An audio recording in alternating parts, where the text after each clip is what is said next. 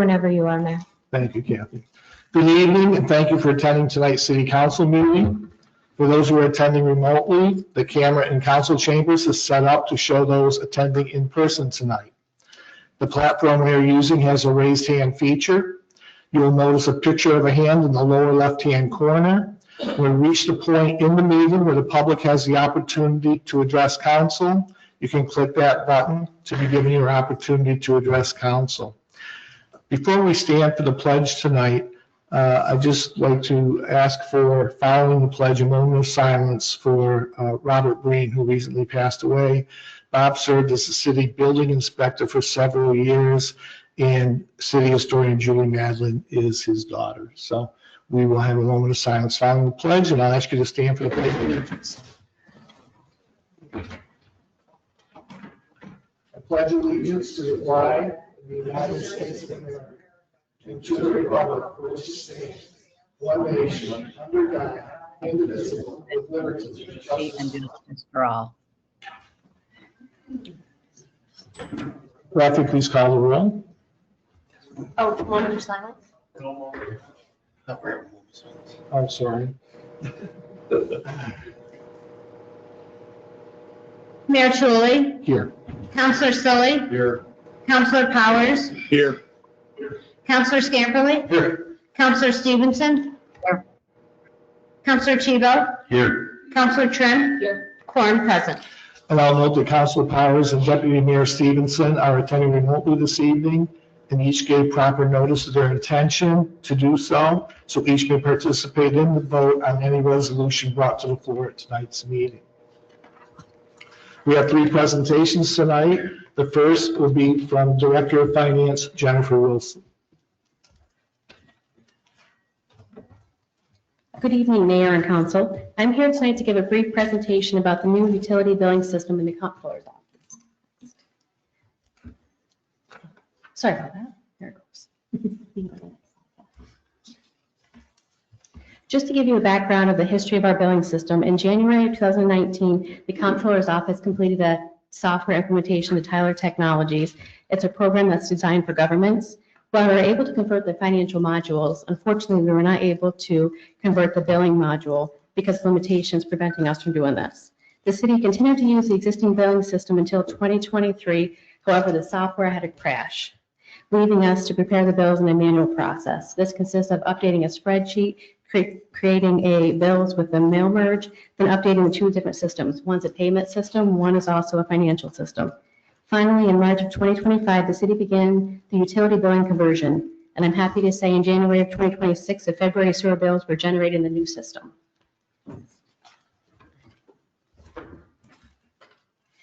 Slide, I know it's tiny to see, but this is comparison from the old bill to the new bill. Everything on these bills are mostly the same, except there's a couple different parts of the bill. New to the new invoice is an account number, which is unique to each property. Also on the new bill, I wanted to notate, it does not say who to direct payment to. That's been a concern. So on the next bill, it will say either payable to City Comptroller or the City of Ogdensburg. Just wanted to notate that. New billing environment. Key features of the new utility software include automating the billing process into one system, eliminating the need to enter in 2 separate systems. The system will automatically calculate bills, reducing hand calculations and removing room for error. The new system has greater reporting capabilities that we previously have not had. Another great feature is the ability to email bills, which will cut down on postage and avoid any delays in the postal service. New to the residents is the online portal, which we'll discuss further in the next slides. There are a couple new features that are on this online portal that we want to talk about. In the upcoming slide will be a copy of the bill. On the top of the middle of the bill is a QR code. By taking your phone and scanning that QR code, it automatically brings you to the new payment portal. Once on the payment portal, you can select if you want to pay as a guest or create an account. We recommend creating an account. The key features about registering for an account, you can add multiple accounts depending on how many residents you have. You can view copies of the bills, current and previous. It'll also list any payment history that you've had in the past. Another ability is you can schedule payments for that day or at a future date. You can also set up automatic payments. Now there's 2 ways to pay online. As I mentioned, the QR code that's right on the top of your bill, or on the website. If you go to the city's website, you click the online bill pay. Under the online bill pay, it does list our 3 websites that we have for payments, and it's a new municipal online payment portal. The next slide is just showing those 2 parts on your bill. The top part in the middle is the QR code that can be scanned with your camera. On the bottom right-hand corner of the bill, it also tells you the website if you need to go directly to make those payments. These are the current payments that we have in person. We have cash, check, and hopefully in the next couple of weeks, we will have card payments finally in 2026. And online, you can also do as a credit, or you can do an e-check. And the fees associated are listed on the right. So I wanted to go through and just do a quick walkthrough if you were setting up an account on the online portal. If you go to our website, this is what the screen is going to look like for the online portal. You have 2 options when you select the utility billing. One is a quick pay. No login is necessary. You just have to have your account number. You can schedule a payment. The other option is actually to set up an account where you have many features as scheduling payments, viewing your account, looking at bills. So once you create an account, you will have a welcome screen. On that box, you can set up accounts, as many as users as you have. You can set up that many parcels. These sites will go pretty quickly. So once you have set up your account, you can add account numbers here. The account numbers will come from the bill, and it's going to ask you what your last payment amount is. It seems kind of weird, but generally it's going to be a $0 amount. It's how many payments you've had in this current payment system. So I know a few people have called about that, but generally if you haven't made a payment within the last couple of weeks, the dollar amount is going to be 0 to set up your account. Once you do set up an account, you will receive a home screen. On this screen, it has your current balance, your last payment date, has the current bill, which you can click on that. Most of these will have where you can schedule a payment, you can pay the bill, you can schedule online payments. Once you set up an account, you have features on your left-hand side of your portal. The account detail further breaks down what you have on your account. I can't see that. New feature on the bills as well. Before, we would frequently send you a delinquent notice. Now on the bills, there is a top part above your current charges that may say any outstanding balance. So that'll be coming every period that you receive a bill instead of getting it once or twice a year, just as a friendly reminder. On the transactions tab, you can sort by date. It'll only show you, though, what we have from this point forward. Unfortunately, it doesn't show you previous history. But on that little blue hyperlink, if you were to click on it, it would actually show you a copy of the bill. In case you didn't get it in the mail or you need an additional copy. That feature is nice that you can actually see the bill.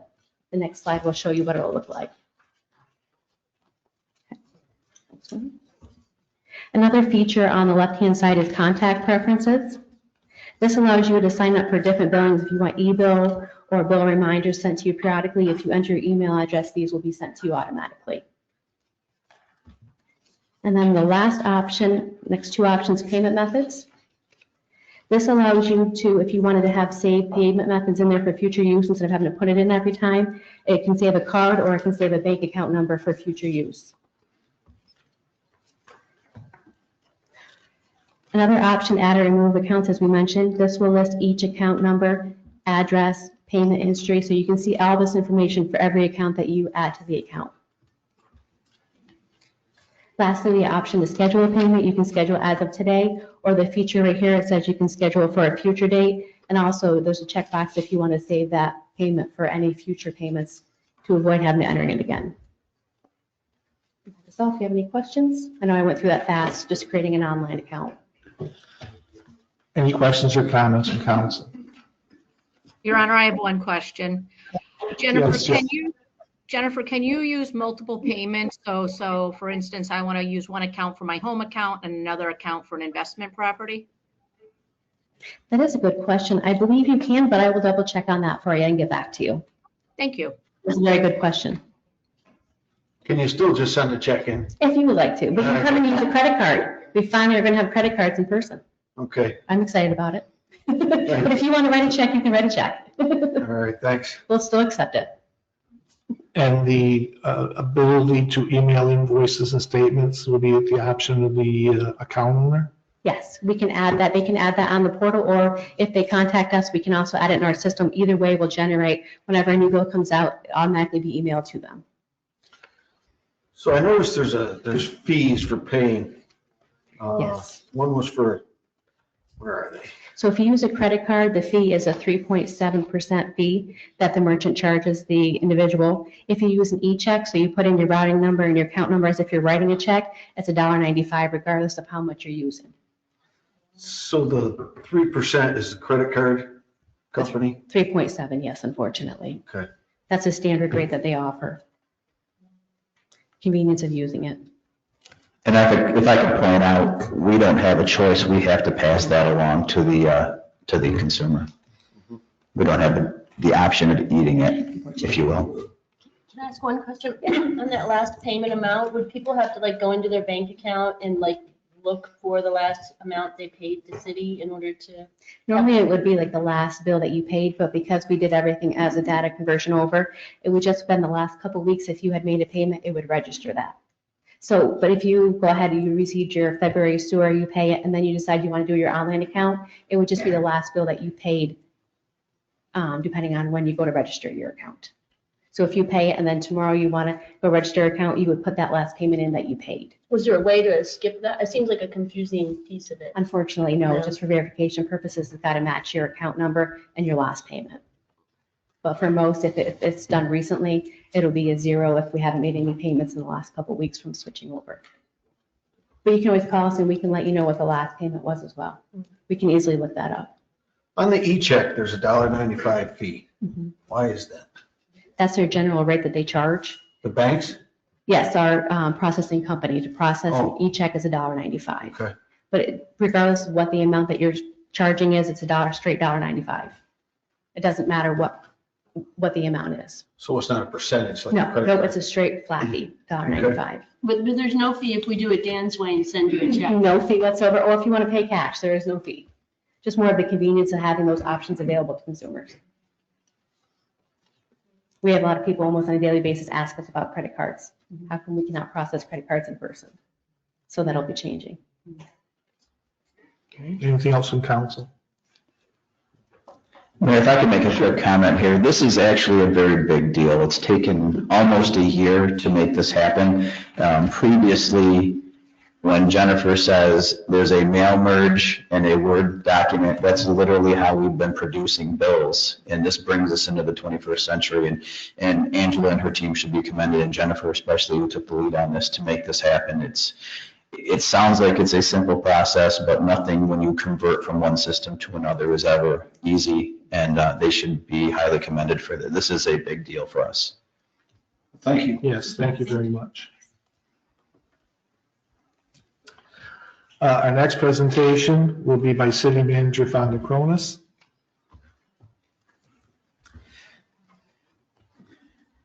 Thank you, Mr. Mayor, and thanks for putting that up. You can go right to the first slide if you want, Kathy, number 2. I wanted to take the opportunity to start a discussion on a grant strategy for the next several years, certainly in 2026. Grants are very important, obviously, to the city. I do hear a lot of comments out there that the city lives off of grants, but I can't necessarily say that is a true statement, but grants do help us improve the quality of life. If you look at our budgets, all of our expenditures are covered by some type of a local fee almost exclusively, with a little bit of state aid sprinkled in and every now and again some federal aid. But grants are critically important for us for improving the quality of life to our residents. If you think about the wastewater treatment plant, if you think about some of the other grants, the rehabilitation of the swimming pool and lots of other examples like that, these are infrastructure improvements that the city tax base would not be able to afford under normal circumstances. So I think it's important for us to strategize and make sure that we're heading in the right direction from a grant strategy standpoint, and making sure that council has ample opportunity to comment on that. Since I started in July of 2024, the city has received almost $16 million, and those dollars go directly to improving the quality of life of our residents. Kathy, if you want to move to the next slide too. So within this deck itself, I'm going to identify 12 grant opportunities for council consideration and for feedback. Under a best practice scenario, I'd like to wait until our LWRP update is completed, but we know we have significant need lots of it. And so it would be not intelligent to not pursue some of those needs with grants opportunities. I've categorized it into 3 different areas: infrastructure, development and planning, and quality of life. And I like to think that every year we'll revisit this document and this presentation every year to do an update to change things up as conditions on the ground change. So if we go to the next one, thanks, Kathy.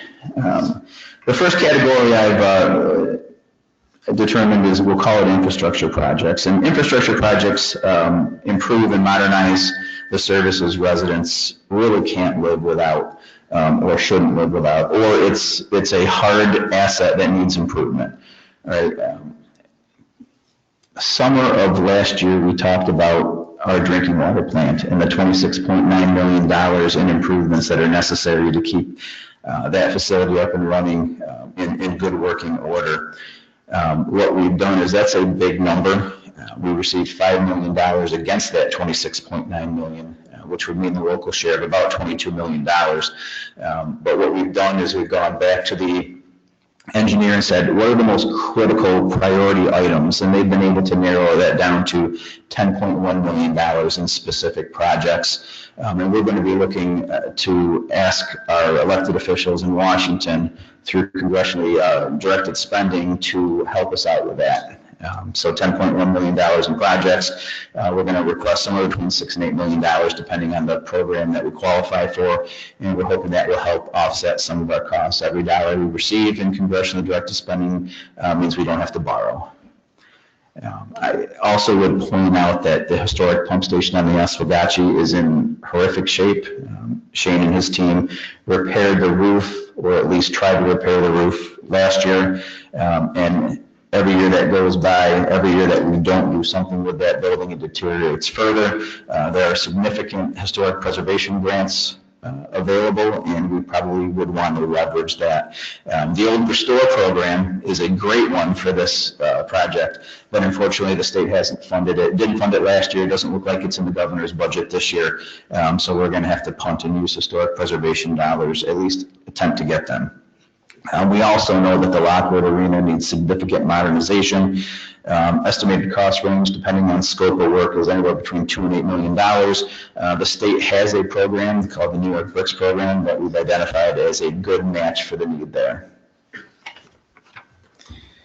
The next category of projects I call development and planning projects, and this helps us improve the local economy and the character of the community. Several things here. The first I identify is trying to have feasibility studies for our different brownfield opportunity properties. We've got a number of parcels and properties that are ready for development. It would be helpful for council, it would be helpful for management, and certainly helpful for developers out there if we had some feasibility studies that would help them understand highest best use for those properties. So in the CFA process this year, I recommend that we go and try and get some feasibility money there, as well as zoning update money from Smart Growth Department of State. We are in the process of starting our LWRP update, which I consider comprehensive planning. Once that's complete, the next step would really be zoning update. I've heard lots about our zoning needing to be updating. Seeking professional guidance and grant funding to be able to do that, I think is a really good use of effort in trying to secure some grant funds there. As we look at the next project I identify, just driving up and down the city, you see lots of homes that need rehabilitation, and obviously it's a resource need, right? People need the dollars to be able to improve their homes. There is a program called the Home Program, very creative there on the name there, that does allow us to develop a program to help residents out, lower and moderate income folks. This is a longer term play because we have to develop need, we have to develop waiting lists, we have to identify properties in order to be able to go after these dollars. But I think given what a lot of our neighborhoods and the properties look like, I think this is a good long-term strategy in trying to improve the housing stock in the city. Next project, lots of ideas out there for river improvement projects and trying to leverage our assets on the river to be able to take advantage of what's out there.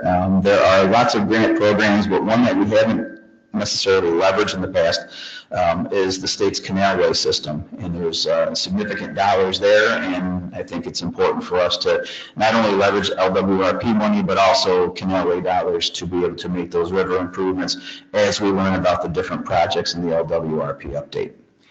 And I wouldn't be a good city manager if I didn't have a plan B in case we don't win the DRI this year. And the pivot for that is really looking at the New York Main Street program. It is not comprehensive like a DRI, so we have to do it property by property. But there's funding available as low as $50,000 in size of $500,000, targeted for different properties. So even if we were to receive a DRI, doesn't mean that every project gets funded. And so whether we get the DRI or not, I think Main Street could be a valuable program for us to utilize to help improve our business districts, our downtown districts. And then the last category is quality of life projects. And these are things that people can see. A lot of what we do, from the wastewater treatment plant, spending the $40 million, recently the East David Street project, these are things that people don't necessarily get to see. When you turn on your faucet or you flush your toilet, you just assume the water goes somewhere or comes in. But there's a lot that goes along to it. But I think it's equally important that we seek grants that help improve the quality of life. We've identified, at least in the short term, 3 projects. The Greenbelt Pavilion, which we've talked about already. All of our parks need upgrading. The Hamilton Street Park is probably the worst of the group. There is additional funding this year in this year's state budget for park improvements, so we're going to try and leverage some of those dollars. Maybe we'll get lucky and win that grant. And the one I really want to talk about here is the TAP grant. That comes from Department of Transportation, from the feds, administered by the state. TAP stands for Transportation Alternatives Program. And what this can help us do is improve sidewalks, create bike lanes, ornamental lighting to improve the aesthetics of an area. I've been trying for the couple years I've been here to secure dollars to improve the rough roads that are in the Marina District. They need incredible improvements if we're going to utilize that as a business district area of some sort. This TAP grant could help us leverage those dollars to improve the streetscapes, improve the walkways, and connect a couple of different trails here. It's a creative way to not only improve our streetscapes, but also get some of that alternative connectivity that I think is important for modern living in that area. So those are the 12 programs that we have identified as probably worthy of further grant analysis and grant work, but we certainly are looking for feedback from council as to how that approach is. If there are any other potential projects that you're looking for us to take a gander at to see what grant programs are out there. We literally took the list of grants that were out there last year, and we had in one column the needs that we have in another and tried to match the best we could. Thank you, Fonda. I have a question. Sure. This TAP from the Department of Transportation, will this make the city more walkable? Absolutely. That's the whole point of alternatives, is walkability, bikeability, doing trails, connecting trails together. That's the whole point of that one. Questions or comments from council? I have a question on police and fire, basically public safety grants. I know when we look at the next presentation, we'll see the burden on the taxpayers, and at the last meeting, I believe the police gave a presentation on the amount of police work and public safety, basically the whole department. Obviously, it's the biggest part of our expense in our budget. 58% of our budget, I believe, is public safety. And so much of it is being used on these facilities that the state is giving an incredible amount of grant money to build here in Ogdensburg. And the negative effect of that, of course, is the overtaxing on our public safety by the people that are coming in. So is there any grants in public safety that we should be looking at? I think we're going to run out of the COPS grant maybe in the next year or two. This year. This year is the year? Yeah. And so that's going to hurt us. And on top of that, you couple that with the grant money that's coming in for things that are going to overtax our police and public safety. I'm trying to be as cordial as possible here. We need more police and fire grants. Is there anything like that here? Occasionally, they do come up, and we evaluate them based on need and what the parameters are for those grants, and we apply or not apply based on those parameters. But there's nothing universal that we can say, we've got all of these operational costs, and these are the grants that are going to offset them. That's generally not how grants work. They are not usually around for a long-term operational recurring cost role. Right? The COPS grant gets you up to speed for a little while, gives you a little breathing room, and then eventually you have to take over those costs. The same would work in a lot of the fire side too. We looked at that last year, and we didn't think, given the current makeup of the roster on the fire side, that getting those grants were probably not the best move for the city. So as they come up, we look at them. What's better to look at is, can we buy a piece of equipment so we don't have to ask our citizens to pay for that out of, say, property taxes. Those are probably the better grants, the ones that we're going to get to. If you're looking for operational grants that are going to cover 3 or 4 cops or some fire guys, it doesn't really happen in the long term. And we've already gotten a cops grant, so we're not going to get another one anytime soon. So my worry is when the COPS grant runs out, are we just going to, I'd like to maintain staffing, basically, and without putting too much pressure on the taxpayers. And I didn't know if there's more COPS grants available, things like that we can continue to use. And again, not to add to our burden, but to save the taxpayer. Yeah, we'll always look into those operational opportunities. They are few and far between, and I've always said that we have lots of difficult decisions to make financially, and this is going to be one of them. Mm-hmm. Is that a federal or state grant? Boy, I don't know. There you go, federal, DOJ.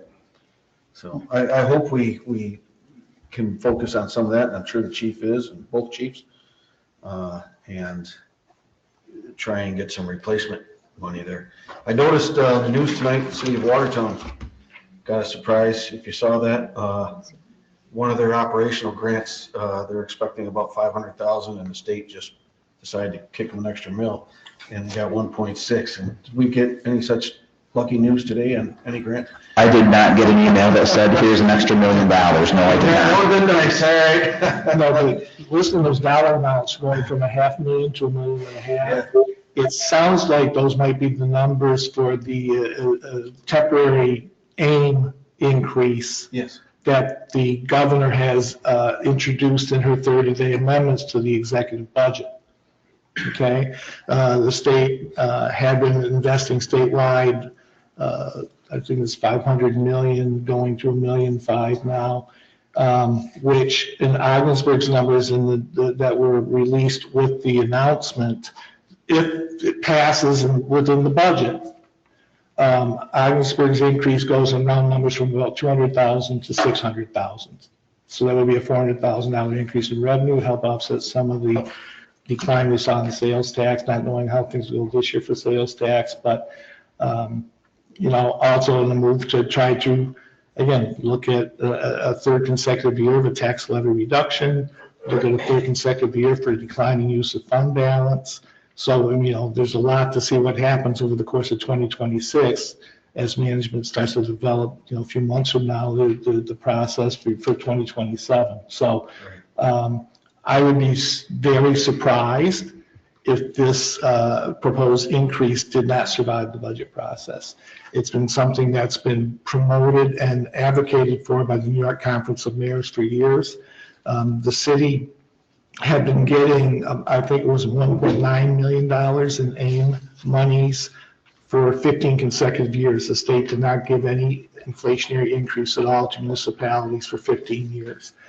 And then it was, I think, 2 years ago that they added a temporary aid to municipalities that I described, and now that's going, the Conference of Mayors is advocating that get rolled into so it's just one program, one formula. The state hasn't taken that path yet. They still are using a temporary aim for that increase, but I'm quite optimistic that that proposal will survive the budget process. I'm good.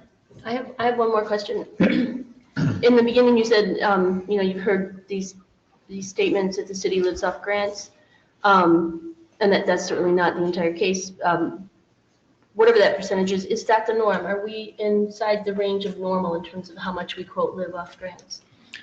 Well, the point of me saying that was we generally don't use a lot of grants for our operational costs. We fund our operations locally, right, through the property tax, through the sales tax, through the user fees. We do get some state aid, and the mayor was talking about that already, that 1.9 million plus the extra $200,000 considered temporary. So we fund our own operations through that.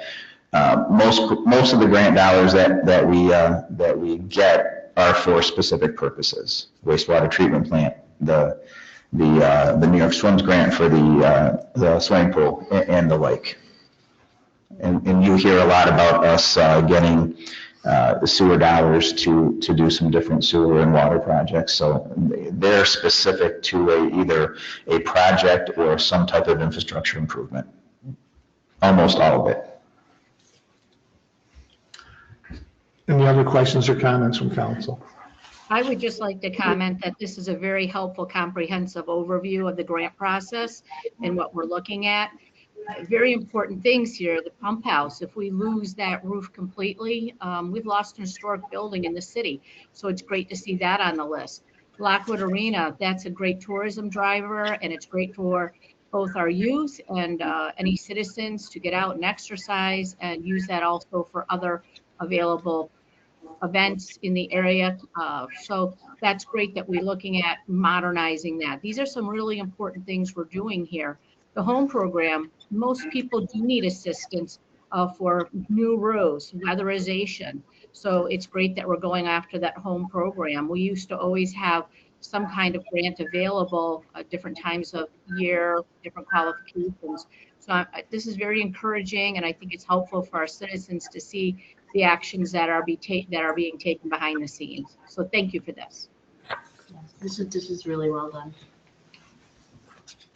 Yeah, I would just add that while there may be other projects out there as well that are important needs to the city, we'll try to seek other grant opportunities. But I think that as a starting point in terms of a presentation and a strategy, I think this is a good path forward.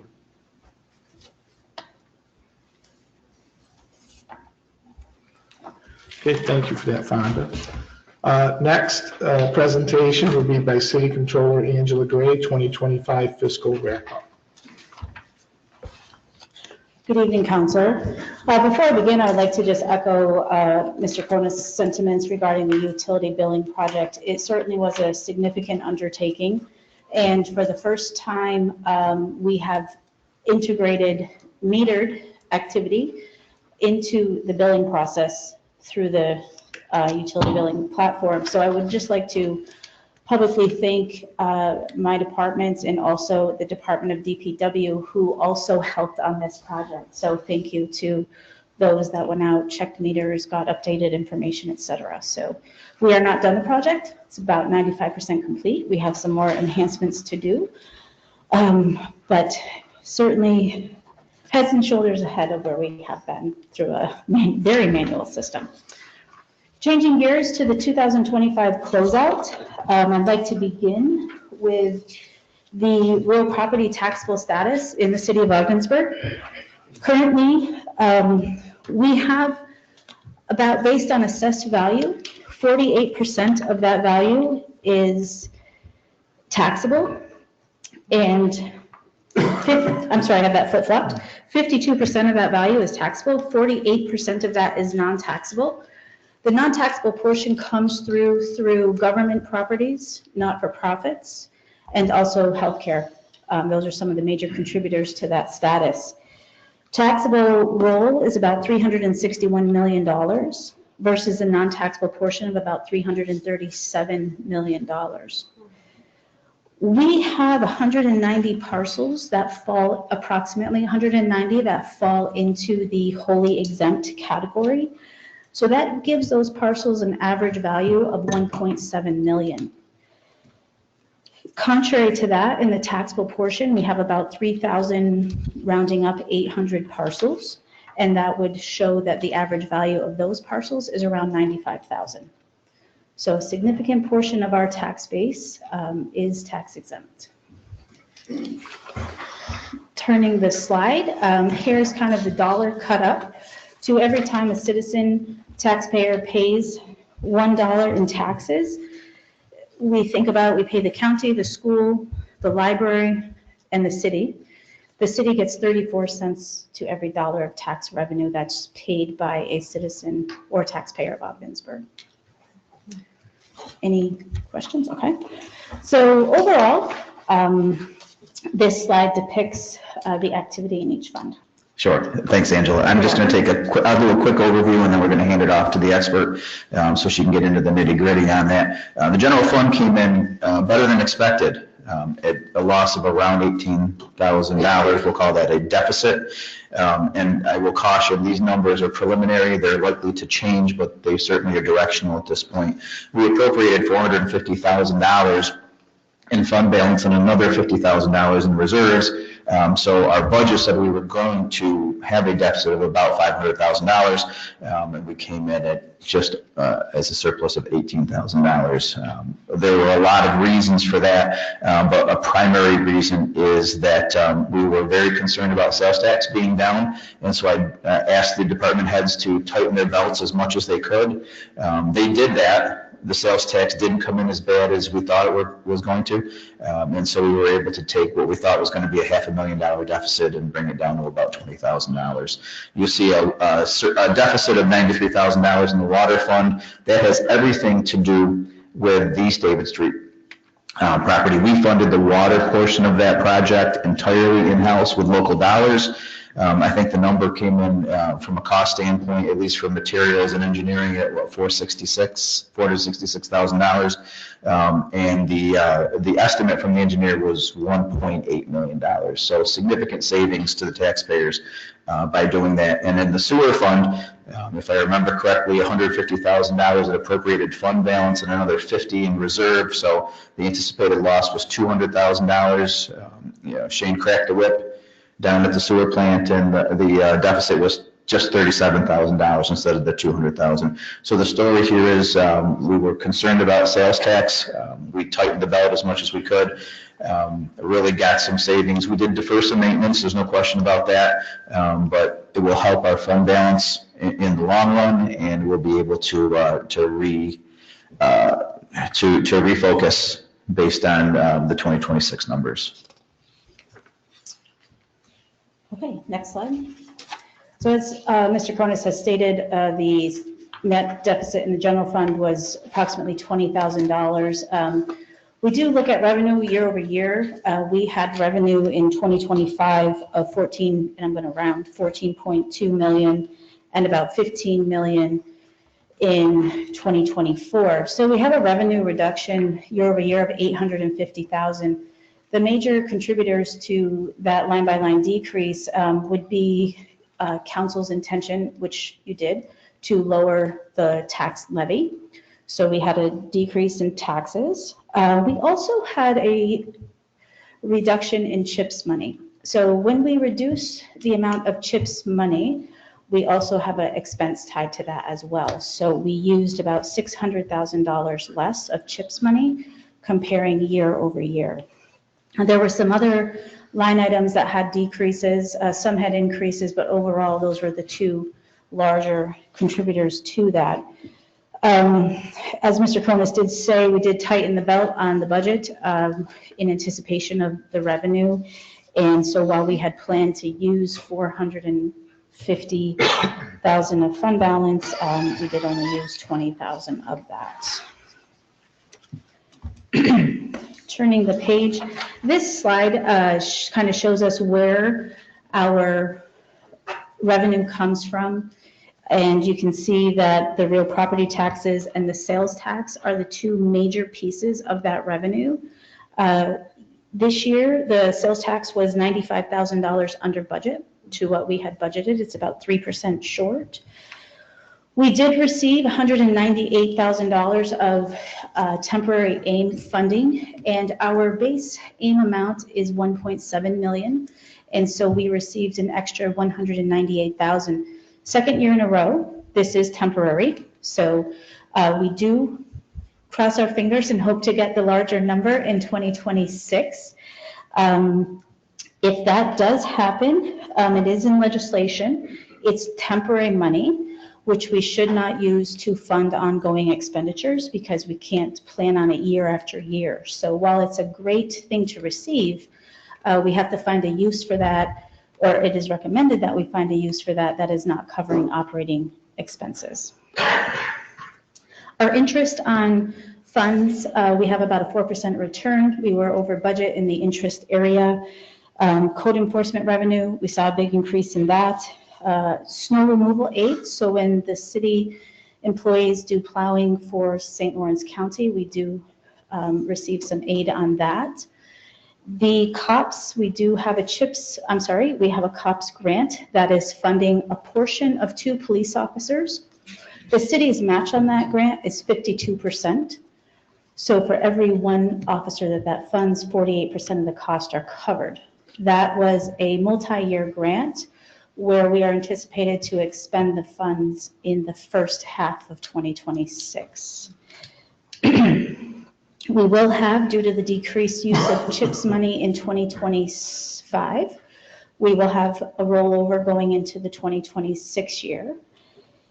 And we do have the police services for other governments was below budget as well. And so when we summarize all this, the portion of revenue that council can have discretion over is about 40% of the general fund revenue.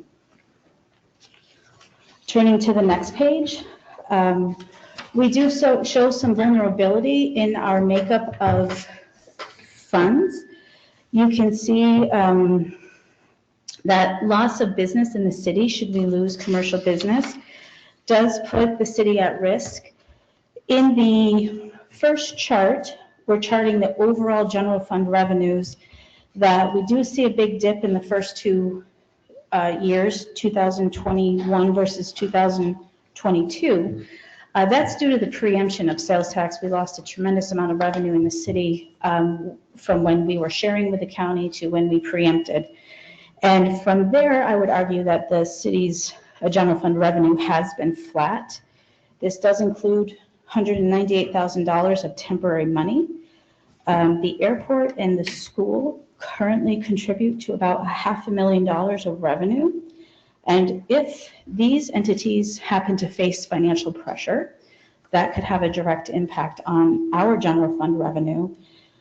So in the next chart over with the multicolored bars, those are our top 6 areas of revenue. So we can see the general fund's real property tax levy. Some of that increase was not necessarily an increase in taxes per se, but an increase in the levy that we were able to obtain through a citywide reassessment. You can see the drop in sales tax over time.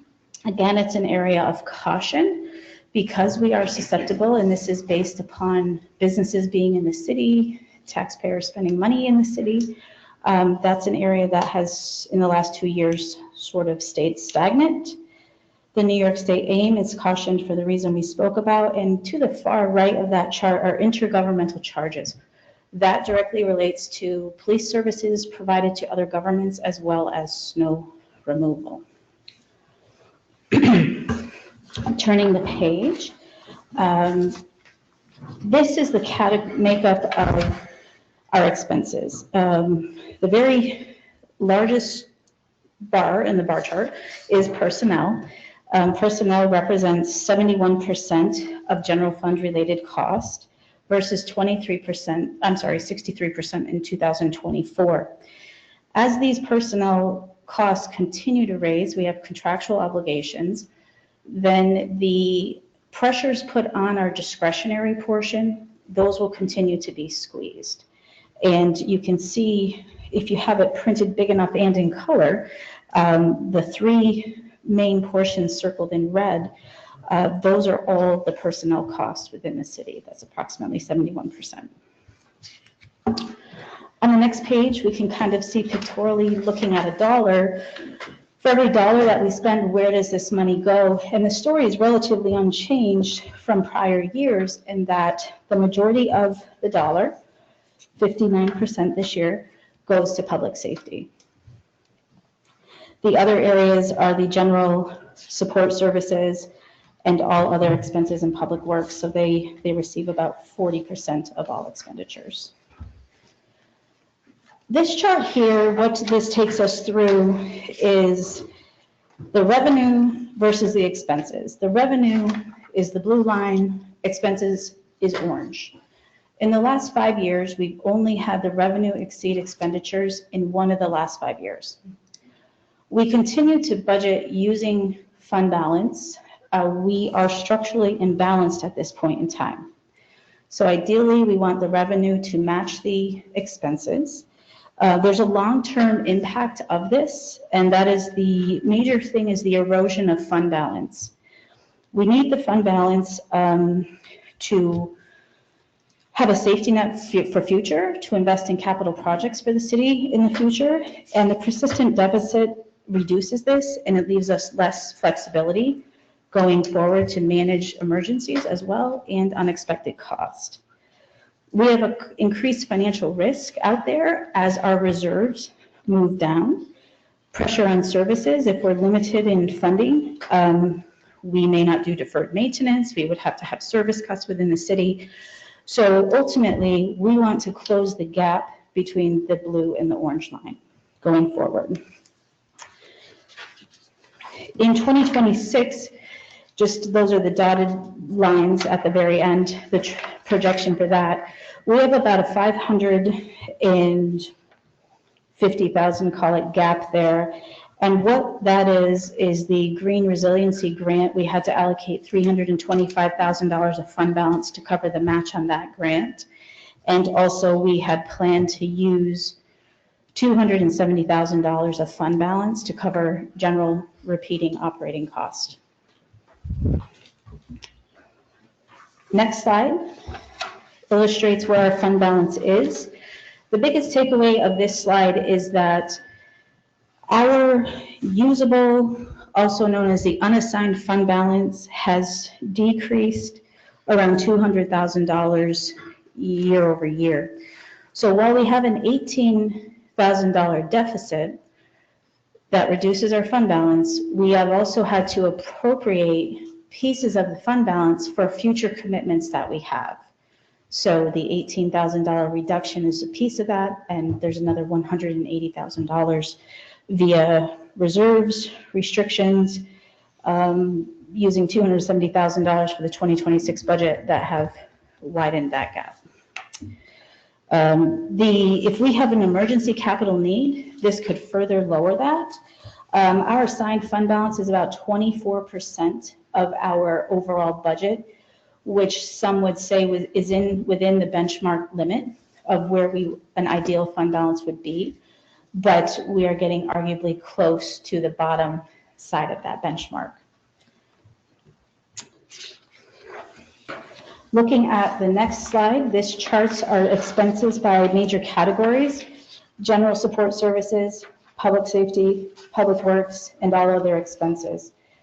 The two lines that are in the middle, one is purple, one is blue, those are relatively flat when we look over a 6-year period.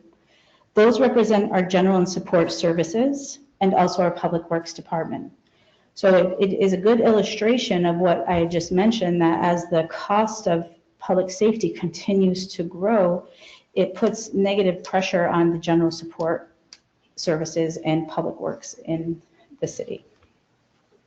without corresponding revenue to bring those up. This often becomes the only place, these two lines, for cuts based on contractual obligations. Flipping forward, sales tax revenue. So we have charted here individually by year, 7 years of data. The green dotted line is the trend line, which continues to show in a trending, anticipatory manner a downward trend in sales tax revenue. The problem is sales tax is our second largest source of revenue into the general fund. So very, very important economic development, keeping the monies local. 2002 is highlighted because that was the year of preemption. And you can see very clearly the last 2 years, sales tax has been stagnant. Next slide jumps into our water fund. So the water fund showed a negative $93,000, so a deficit of almost $100,000. And as Mr. Cronus stated, definitely due to the East David Street project. If we turn this slide, when we look at the overall revenue, so that's from metered water, unmetered water, and other types of revenue that come into the water fund, there's some other things that we bill there. It's relatively in line with the budget. The expenses were in line with the budget. We did have a budgeted use of fund balance of $50,000. We exceeded that. But the important takeaway from the water fund is the East David Street water project was self-performed. When the costs were anticipated, they were anticipated to be $1.8 million. Overall, with labor and materials, we were looking at a total cost of $540,000, with the $460,000 that Mr. Cronus mentioned earlier being the materials on that job. We do need to increase the transfer from this fund to the capital fund to cover about $200,000 of expenses that fell outside of that budget that we were going to commit early on. It's important to know in the water fund that we have known future significant capital cost. So we received a preliminary engineering report that said water upgrades were going to be approximately $27 million. We received a grant for $5 million. We currently have a shortfall of $22 million for that anticipated project. We went through a similar situation in the sewer fund. We have 30 years of debt in the sewer fund, so if history repeats itself, we will be looking at a significant debt payment at the completion of this project. For a very, same terms would be 30-year terms. Turning the page, we can see the trends in the water fund. The orange bar chart is simply looking at how did our metered and unmetered water actual meet budget, and it has not met the budget rate in a lot of years, 4 years historically, and so we had a shortfall of $30,000. Other places in the water fund, we do have revenue that overall, from a holistic point, would have filled in the gap here, but that tends to be one-time revenue. New water line, turn on, turn off. I mean, there's lots of reasons you would have that revenue. The important thing is that the users of the city support this fund through metered and non-metered water. And so we need to keep that in mind and consider a phased-in rate adjustment to stabilize this fund. If we don't do that, we risk turning the water fund into that same fragile fund that the sewer fund currently is.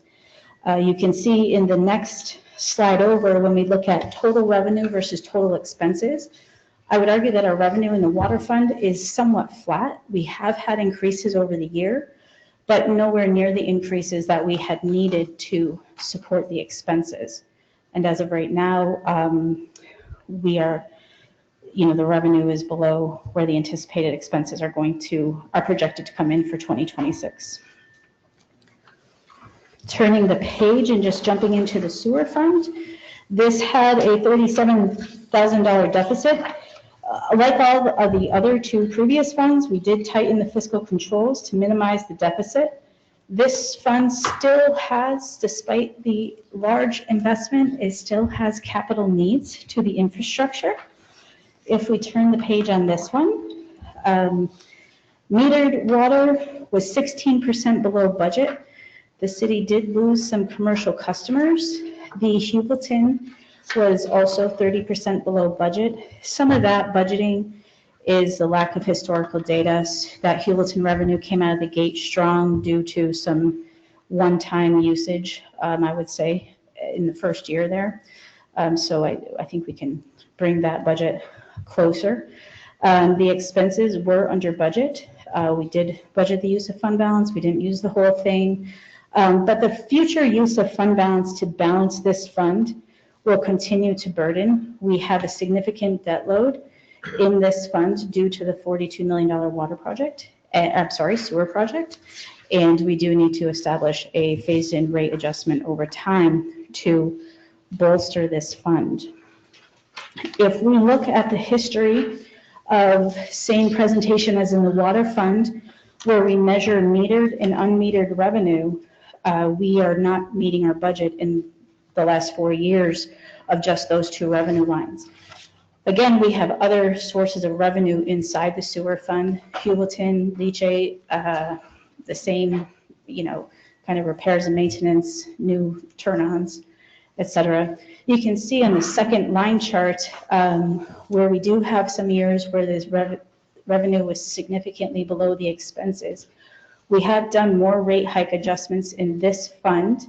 We have lessened that gap between the revenue and the expenses, which is great. And I don't think that our work is done there yet in my recommendation.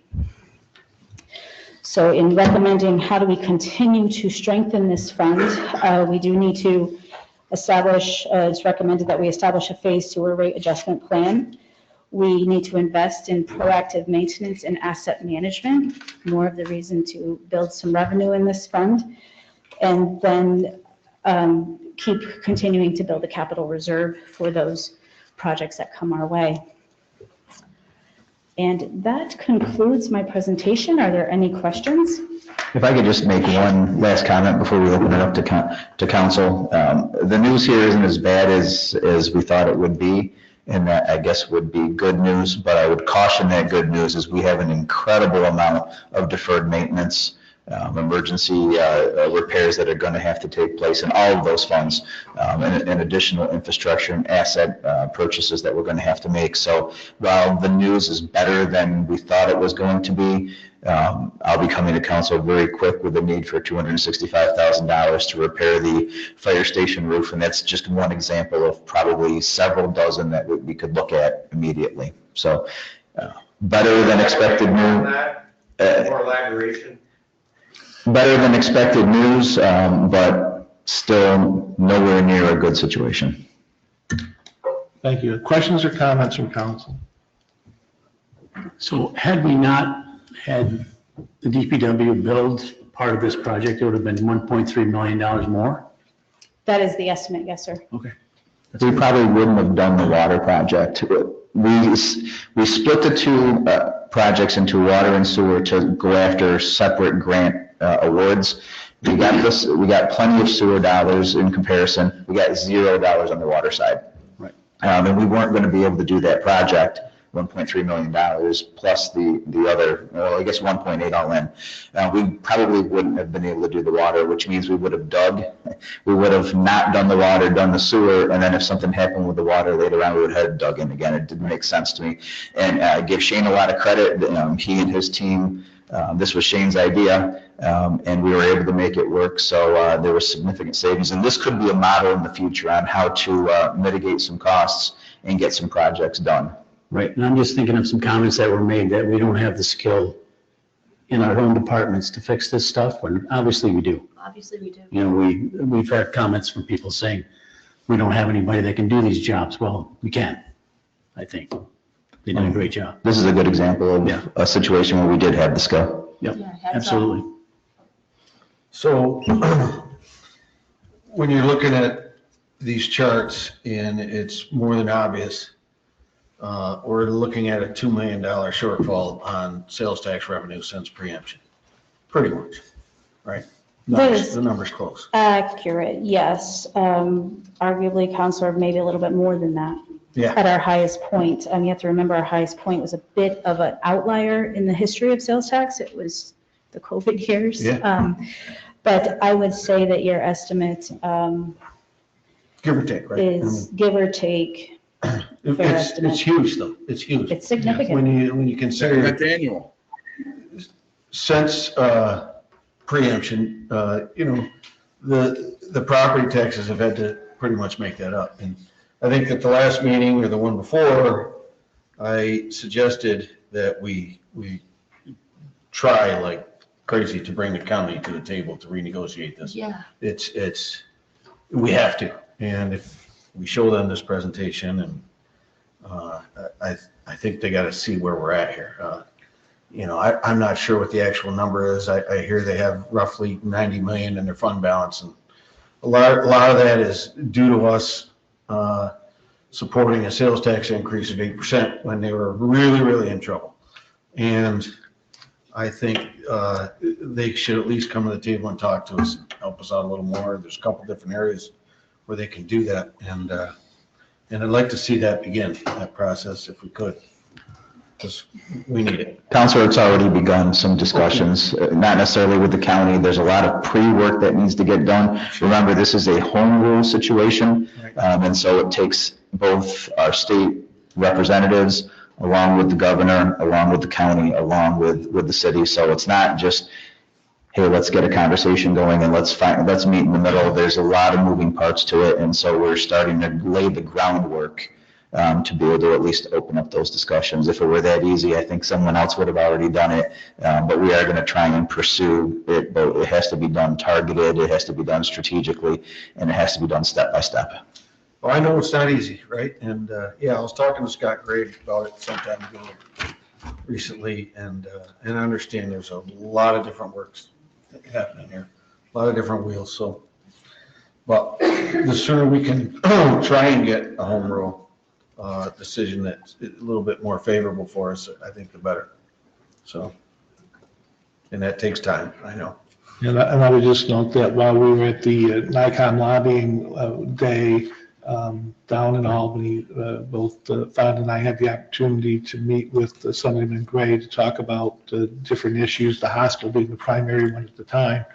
But we did initiate a discussion with regards to sales tax in Ogdensburg. So, as you noted, Counselor, those discussions have started. Good.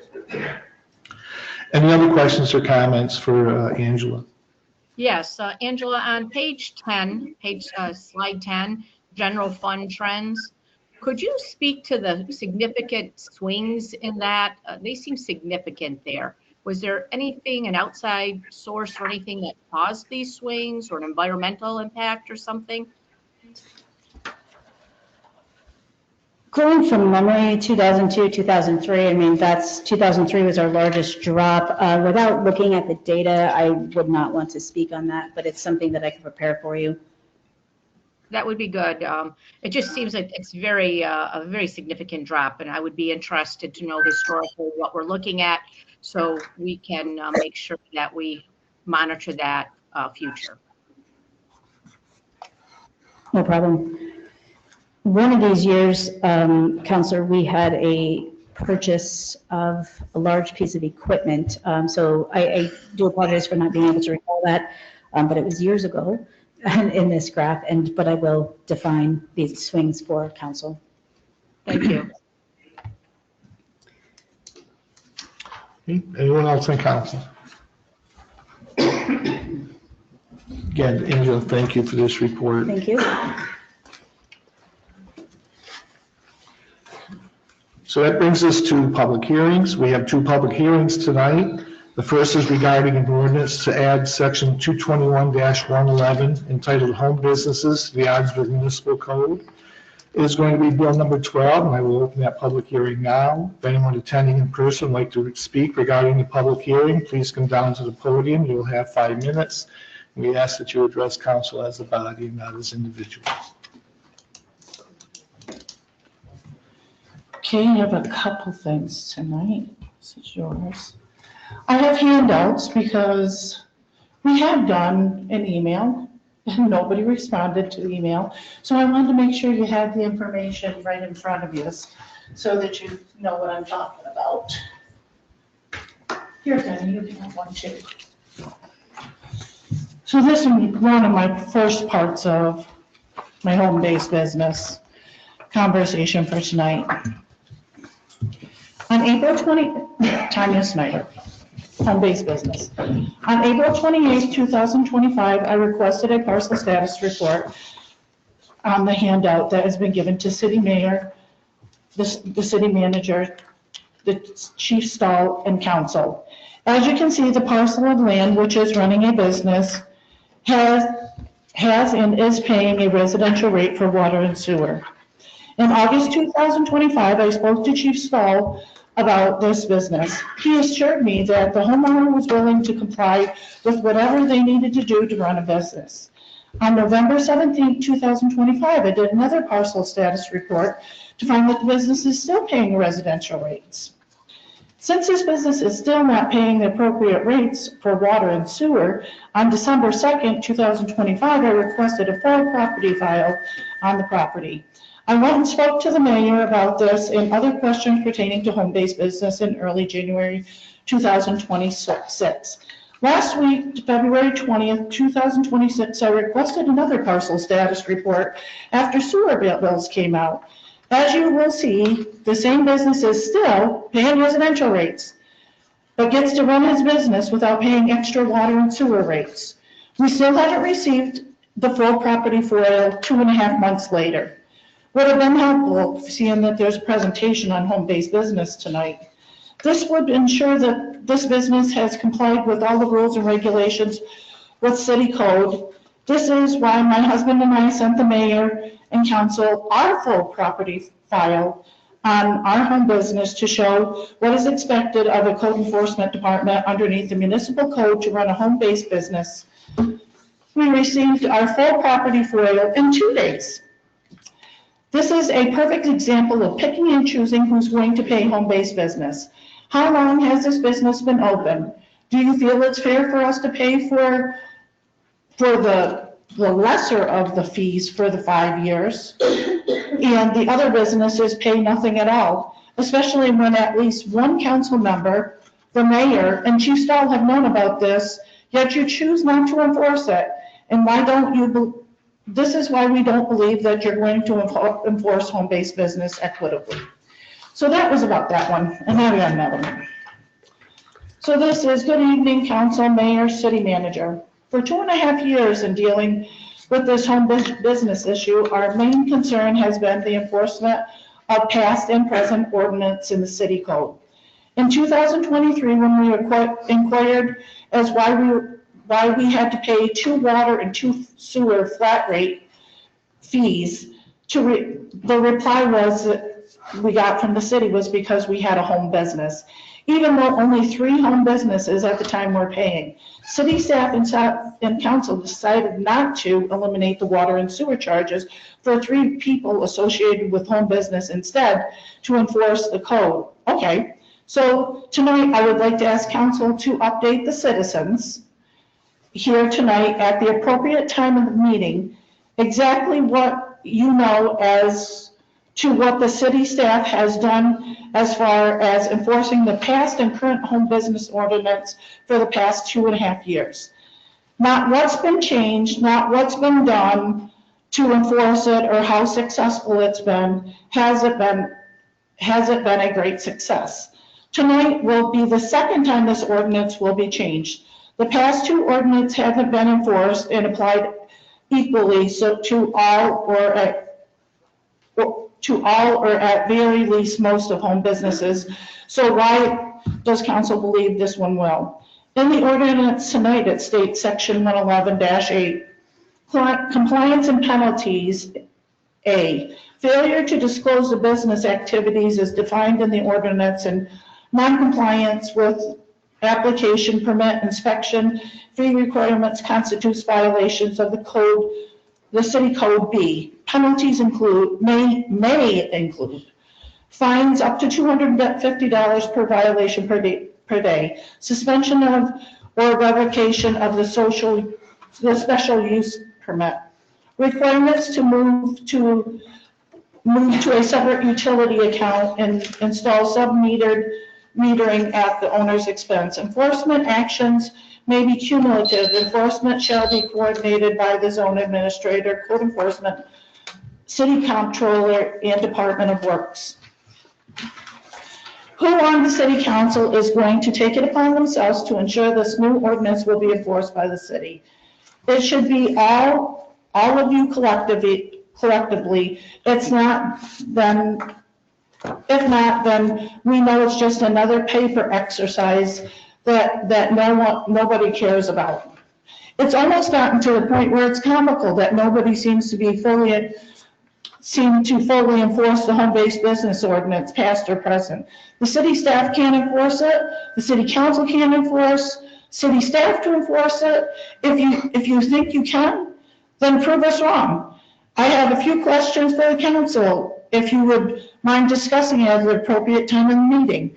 In the past presentation, you stated the management agrees You that need to policy. wrap up, please, Tanya. Okay, you know what, I've sat through 2 minutes of an ordinance for rezoning and I listened to a girl for 20 minutes. Yeah. And I have just a little bit left and I will be done. I'm going to finish it.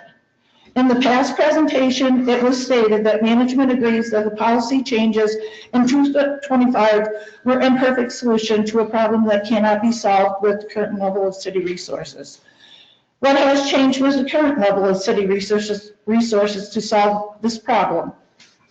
Do you think this new ordinance is fully enforced? Does council have actual information in front of them to do as to who has been charged? How many businesses have been charged? What's the revenue from the home businesses since 2023?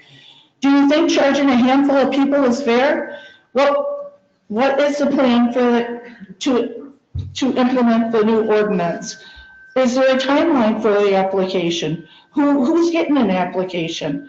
What if it's not filled out? Is the revenue versus the cost of wages and resources warranted? I think deep down there's at least I'm so dry. I think deep down there is at least 4 people of you on city council that would still eliminate the whole home business ordinance. What's stopping you from speaking up? I don't know. Swallow a little bit of pride and make it right. No other city, town, village that we know of charges their citizens fees to operate a home business. So why are we? Is there going to be an ethical conflict of interest in tonight's vote? Some councilors operate home businesses that fall underneath the new ordinance in which they have a financial interest in. Thank you. Thank you, Tanya.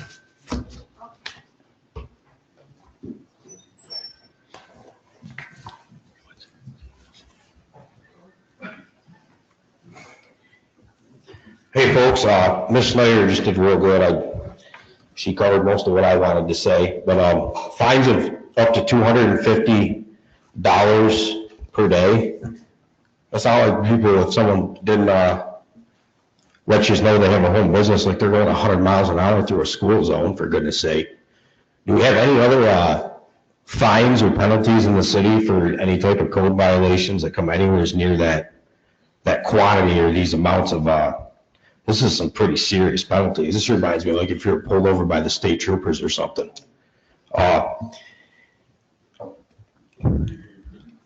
This has been going on, I believe, for about 2.5 years. You just targeted just the daycare providers. You've made yourselves look like a bunch of fools. The city manager coming up with this resolution, it's vague. It doesn't really explain or completely cover so many different areas. You're continuing to make yourselves look like fools. Now, like it was just stated, from what I've been told in private, there's enough of you any of you could bring forth a resolution at any council meeting to get rid of this charge. The city is making around $1,800 a year.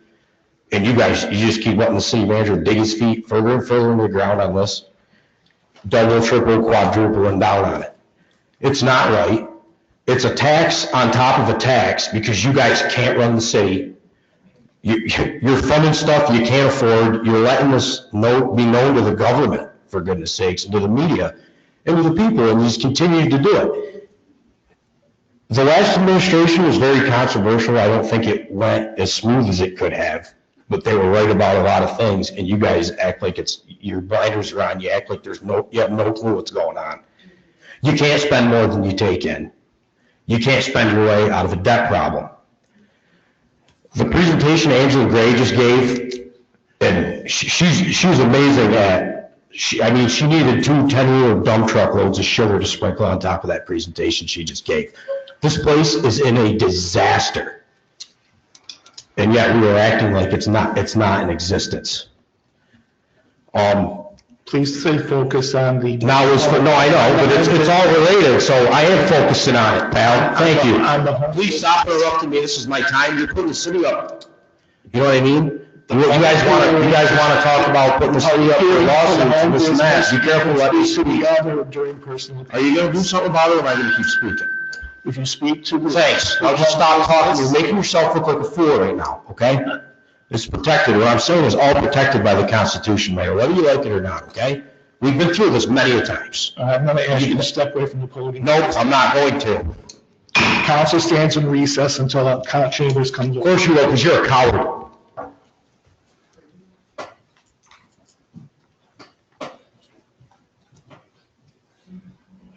Anyone else in Chambers would like to address council on the public hearing?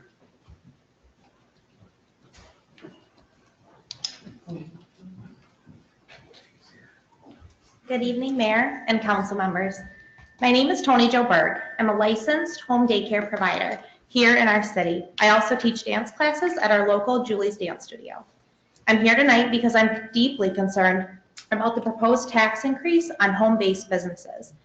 I want to be as supportive as I can be to anyone running a small home-based business. Whether that is a fellow daycare provider like myself who is shaping the young minds of our future citizens, or the stay-at-home mom baking a few cakes a month for birthday parties, trying to pay her ridiculous electric bill. When you work from home, you aren't always seen. As a community, we may see the police officer protecting our community, a teacher at pickup and drop off for our kids, doctors, nurses, and dentists at our regular appointments. But who is taking care of their children? We are. We are part of the reason this community is going. There is a need for childcare in our community. With the growing cost of food and supplies to run our home daycares, we are already at great risk of shutting down.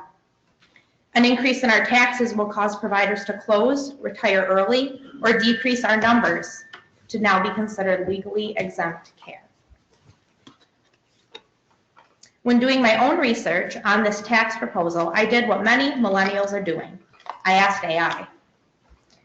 Do cities charge higher taxes to their home daycare providers? In a short answer, usually no. Cities generally are not supposed to tax home daycare providers more than other residents simply because they run a daycare. Here's the clear breakdown. Across most states, family daycare homes are meant to be treated as residential uses, not commercial business-like storefronts. That means cities typically cannot single out home daycare providers for higher taxes or special fees. Many taxes have passed laws specifically protecting home daycares because communities depend on them for child care access. Many states have passed laws specifically protecting home daycares because communities depend on them for child care access. Many states have passed specifically laws protecting home daycares because we are dependent on. I feel this tax increase is discriminatory. It's unenforceable. Home businesses are an asset to our community and should be treated as such. Thank you. Thank you, Toni.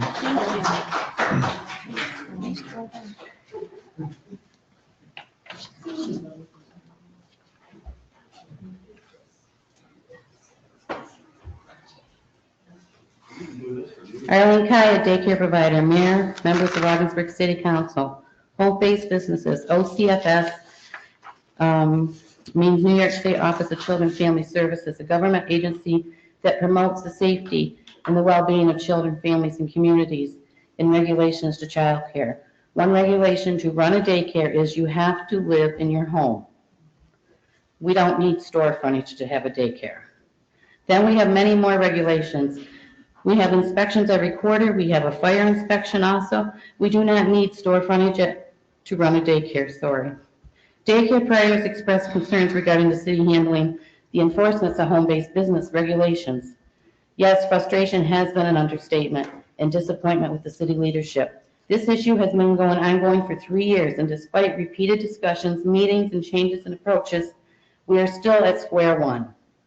The selective enforcement is unacceptable and creates the appearance and reality of discrimination. There are also serious concerns regarding conflict of interest. Council members and city administrators have been involved in the decision that directly impacts home-based business, while some officials themselves or their immediate family members operate business that appear to be treated differently. For example, inspections were just done for some businesses to the city leadership. He didn't get one. Why? That undermines the public trust in the city government. Who's going to enforce this? And why do you think it's going to work now?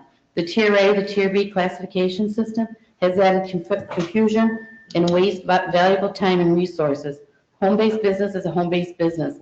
Regardless of the type, it should be treated consistently, category that appears shield some business about burden others and made the situation worse, not better. Additionally, the city does not take proactive approach to enforce it. Instead, it relies on reactive system, expecting citizens to turn one another in. That approach has not worked and has only depended frustration within the community. After 3 years of discussion, they still no longer got your gray areas. But yes, another gray area, the new ordinance section 118 penalties may include. Why may? It's a new ordinance. See, you're not going to enforce this again. You're going to pick and choose. Again, wait until other businesses get hit with this. The raises important question, how much revenue has actually been generated from the home-based businesses compared to the amount of time, staff, resources, and public funds spent addressing this issue. Transparency on this point is necessary. Information obtained through this FOIL request further shows that the number of licensed daycare and home-based business in Ogdensburg has declined since the additional fees increased enforcement measures. The outcome directly states goal supporting local business and families suggest these policies may be contributing to private small businesses leaving the city. The city manager states in the proposal himself, the city does not have the time or resources to enforce this. Last year, 2025 letters, January, 34 letters went out, but 12 were daycare providers, three were other businesses that were already paying more. January 13th, one letter went out. January 14th, one letter. April 29th, one letter. May 5th or May 1st, 5 letters. June 16th, one letter. July 31st, one letter. September 10th, one letter. September 23rd, one letter. October 6th, one letter. Lots of enforcement there. So yes, 48 letters went, but only now have 10 daycare providers and yes, 16 other businesses updated as December 25th, 2025, but do not want to mislead anyone. I have papers to show it. 3 businesses, like I said, was already paying more and 1 passed away and we believe 1 removed from the list. So in a year, you got 11 businesses for 2025. This is not enforceable. It's discrimination. You have 1 business that sharpens skates and lawnmower blades, but many other people in Ogdensburg that sharpen skates. Yes, conflict of interest again. City employees that do the same thing, but you didn't enforce it with them. You say it's not going to be fair. You're right. We have been trying to tell you that. You cannot enforce this right. This has not been enforced with what's on the books now. What makes council think the city is going to enforce the ordinance now and charge the fees? You can't just enforce it on a handful of taxpayers. That's discrimination. It's all council members understanding what's going on? So February 2025, sewer was $283.50. August 2025, sewer was $331.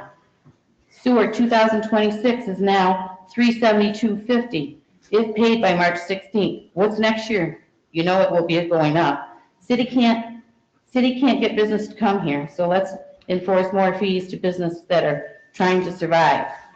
Meanwhile, Augsburg continues to face well-documented shortage of child daycare providers. The number of local daycare providers has already declined with the additional fees and accepted the trend, making it more difficult for anyone. Any home-based business look at the right bill. We respectfully request that the council commit to consistent, transparent enforcement to have home-based business regulations, pause further enforced actions until clear, fair policies are in place and enforced.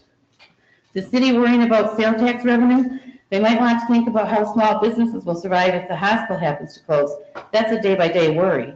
We vote council members in to represent taxpayers, and some need backbone, I would hope. Stop nickeling and diming the taxpayers. Look at that are tapped out. Do something positive for the taxpayers, not beat them down. Council needs to focus on the waterfront. That's all the city has going for them, is the St. Lawrence River. You need to make cuts, resize the city. City needs to take tax relief and restructuring. You talk about development, but it never goes anywhere. Augsburg needs direction. To be honest, what little you are going to get, it's peanuts on the municipal scale, but it means a lot to the cash-strapped home-based businesses. Stop searching for nickels and stop stepping over dollars. Take one of the dollars, take the dollars, the pennies will take care of themselves. The city is just like the hospital, mismanagement. Taking home-based business doesn't solve the big problem. The city's teetering on bankruptcy. Council knows what needs to be done. It's been on the table for a while with no enforcement, but your discrimination, bankruptcy cuts by the state will get us in the right place. Enrollment in the city school districts are down, but they're up in other districts. Also, city leader says city doesn't live on grants. What has the city really done without grant money? City leader also takes a lot from the city, not sure why, but he takes $40,000 to do a job. Then the city hires 2 firms to do what he got the $40,000 for. But he doesn't give the money back. And then he gives himself a raise. Not sure how much. I don't want to mislead anybody. Please focus on Then you say, business. Then we say it is. You can speak to this under personal appearance. Please speak to the And home then give business. yourself a raise. Then you say, well, maybe down the road, I'll get a secretary. If you didn't take from yourself. I'm going to ask you again, please focus on the home business. But I think you keep taking in the dark. You keep everyone in the dark, but I do feel you like it that way. Arlene, please step away from the podium. A couple people in your circle, but not the council members. And this is from the daycare providers. I'm sorry, during public hearings, you're only allowed to speak one time, so please step away from the Well, podium. sir, you cut me short, and you caused a recess. I'm just coming back after your You're allowed recess, one with all due time. respect. Your time has Well, expired. tomorrow, you guys should all go to lunch, you should go to Burger King and get the city manager's crown, because that's what this resolution is. It's a little boy who wants a Bring crown. the agenda into order, please, management.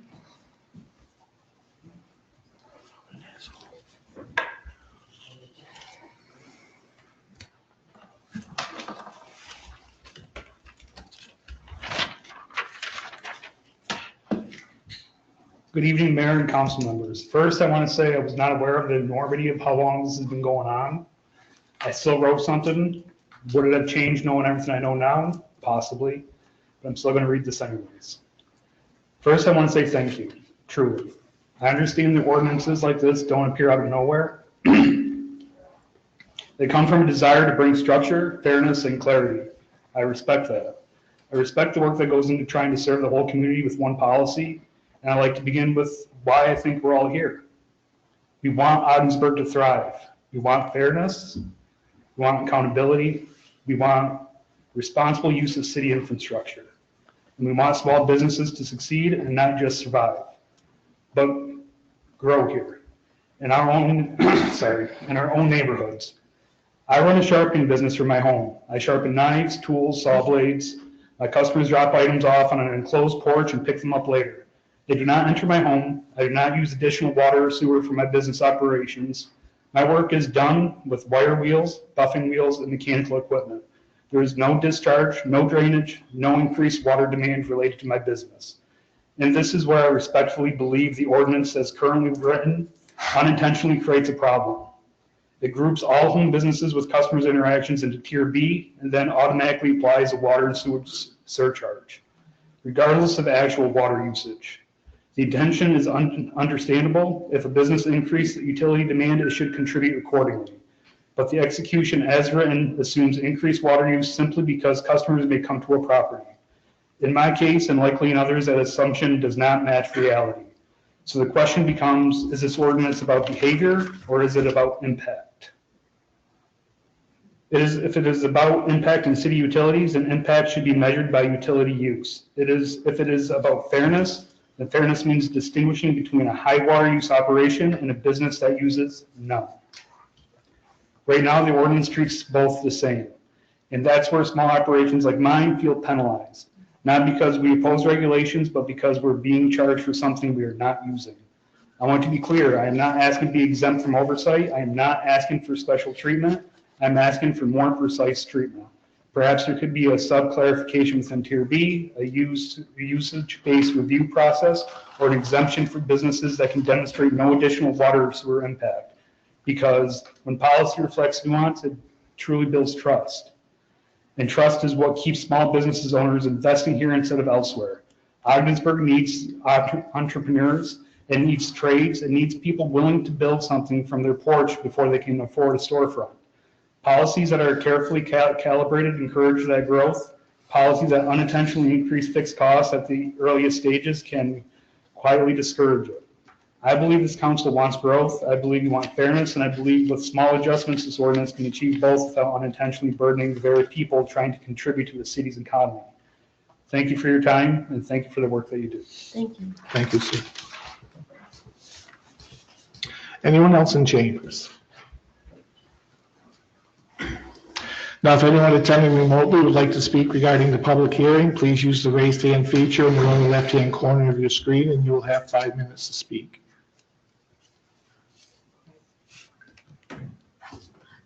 The first individual is registered as Kylie Morrow, and I will unmute that individual now.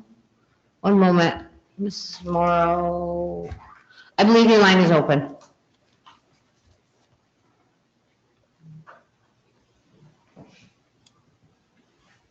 Mrs. Morrow, can you hear me?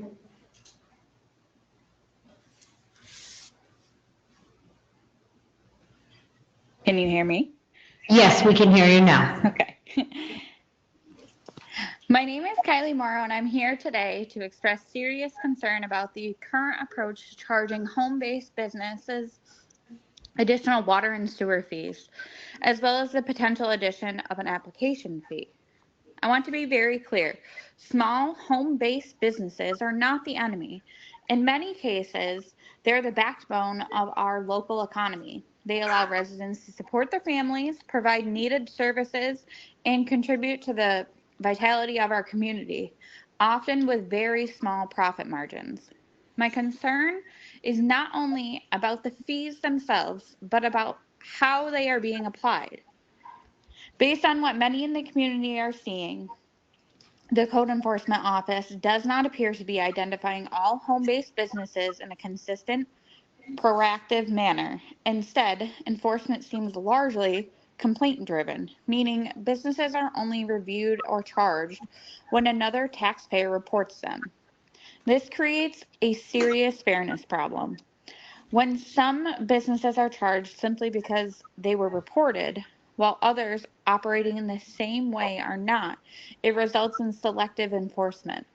Selective enforcement undermines public trust and creates the perception, whether intended or not, that the system is arbitrary and inequitable.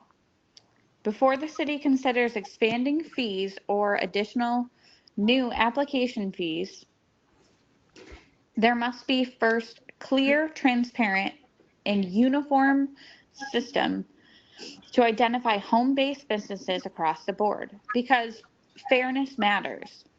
If the city believes additional fees are necessary, then every similar situated business should be treated the same, not just the ones who happen to be reported. Beyond fairness, we must also consider the broader impact on Ogdensburg future. If our goal is to revitalize the city, attract entrepreneurs, and encourage responsible small business growth, policies that feel punitive or unpredictable will have the opposite effect. They will discourage startup activity, they create fear among small operators, and they send the message that Ogdensburg may not be welcoming for a new business to develop. That is not the message we should be sending. Home-based businesses often represent first-time entrepreneurs, supplemental family income, essential local services, pathways to larger commercial growth. We should be nurturing that pipeline, not creating additional barriers without first ensuring the system is fair, consistent, and transparent. I respectfully urge the council to review the current enforcement practices, develop a proactive and uniform identification process, ensure any fees are applied equitably, engage small local business owners in this discussion before moving forward. Good policy building builds trust. Selective enforcement erodes it. Ogdensburg deserves a fair system that is predictable and supportive of responsible growth. Thank you for your time and consideration. Thank you.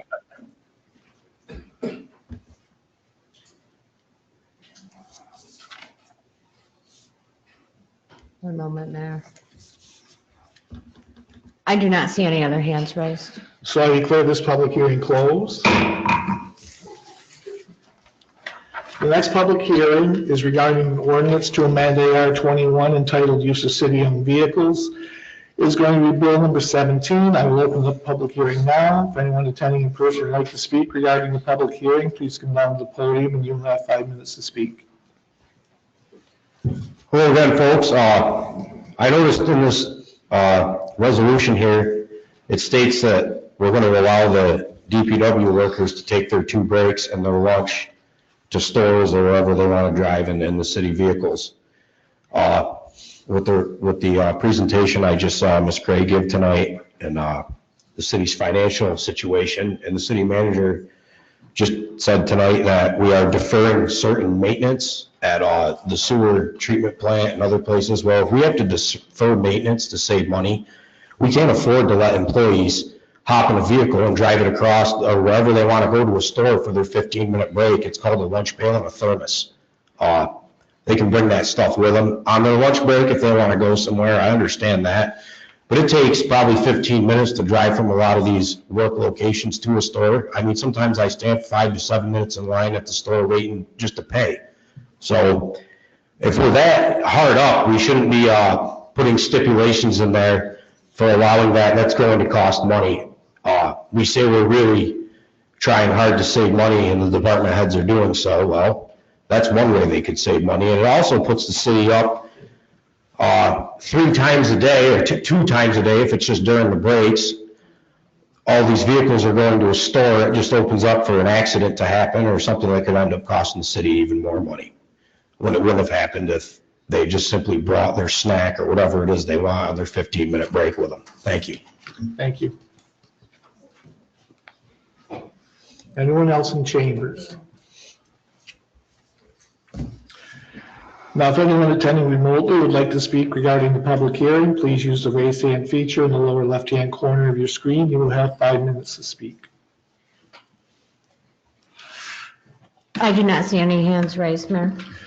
And so I declare this public hearing closed. That brings us to personal appearance. At this time, if anyone attending in person would like to address council, please come down to the podium and you will have 5 minutes.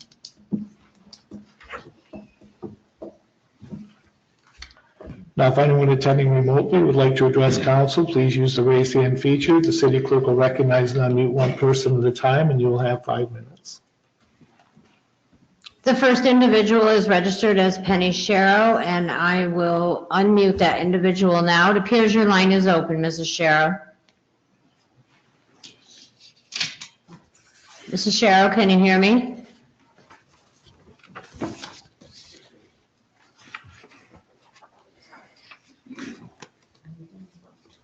The line is showing open, Mayor. I'm not sure how you want me to proceed. Is there anybody else in the queue? There is not. Yeah.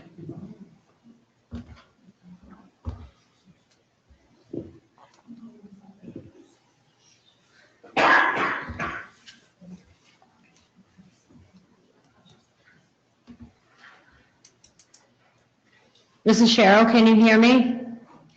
It looks like you may be muted on your end.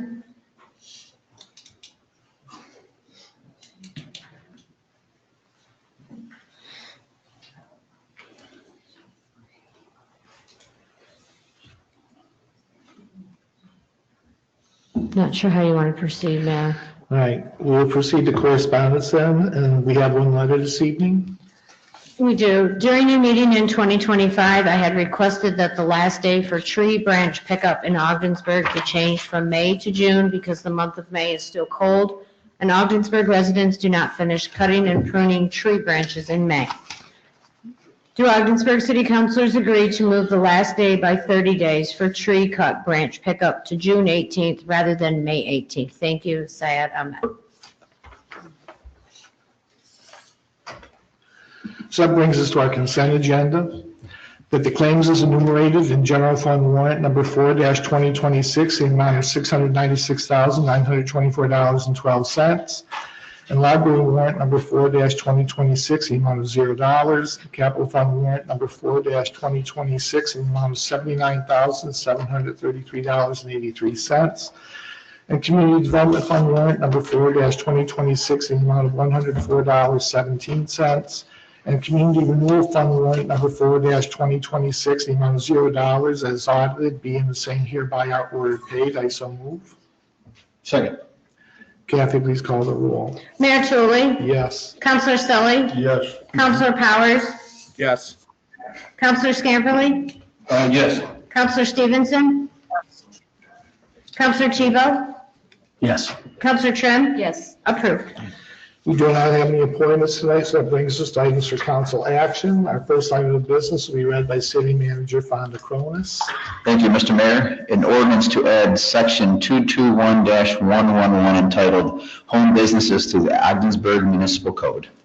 I'll make the motion to introduce this item. Is there a second? Second. Okay, prior to initiating discussion among council, I just want to make a comment. At City Council's meeting of November 10 last year, I read a statement regarding the additional fee charged certain home businesses pursuant to the city's municipal code, chapter 215, water. In my statement, I noted there were different opinions in city government as to what this fee represented, be it a water and sewer fee assessed to certain home businesses or a business permit fee assessed to certain home businesses. I expressed my thought that we appear to be talking about two separate issues. City staff indicated at an earlier time that there might be benefits to the city beyond permit fee revenue if business permit fee is assessed, and that if interested, City Council could invite staff to offer a presentation about this idea. After discussion among councilors and management at this meeting about the idea, council made a request for such a presentation after the 1st of January. It is in response to this request that after reviewing again these issues, management brings forth the resolution on the agenda at tonight's meeting. Before beginning discussion by council, it was suggested to me by a citizen that I should recuse myself from voting on any aspect of this proposal, stating that I have a conflict of interest and that I allegedly operate an income tax preparation service out of my home. I want to assure the public that I do not now, nor have I ever operated an income tax preparation service out of my home or out of the commercial business space. I don't know how this rumor started or how it's being transmitted and circulated, but I do intend to vote on any aspect of this proposal that comes before us when the question is called. And at this time, I invite councilors to begin discussion on the resolution before us. Yeah, I have one question. I'm looking at fees for Tier A. I see a $30 permit fee. Is there a permit fee for Tier B business? I don't see that mentioned anywhere. It's included in the $90 inspection fee. Okay. Answers my question. Thank you. So I've been pretty outspoken in the past about this whole business, and the need for meters to provide the best equity possible. You know, and I know staff put a lot of time into this, and honestly, I've been hemming and hawing, and when my vote comes out, it'll come out. And I think excellent points tonight. Tanya, the gentleman that does the saw sharpening, and Kylie, Arlene, you know, and the gentleman that does the saw sharpening, it's been on my mind all week about this. I see these small businesses where you might come and go and drop your things off and pick them up.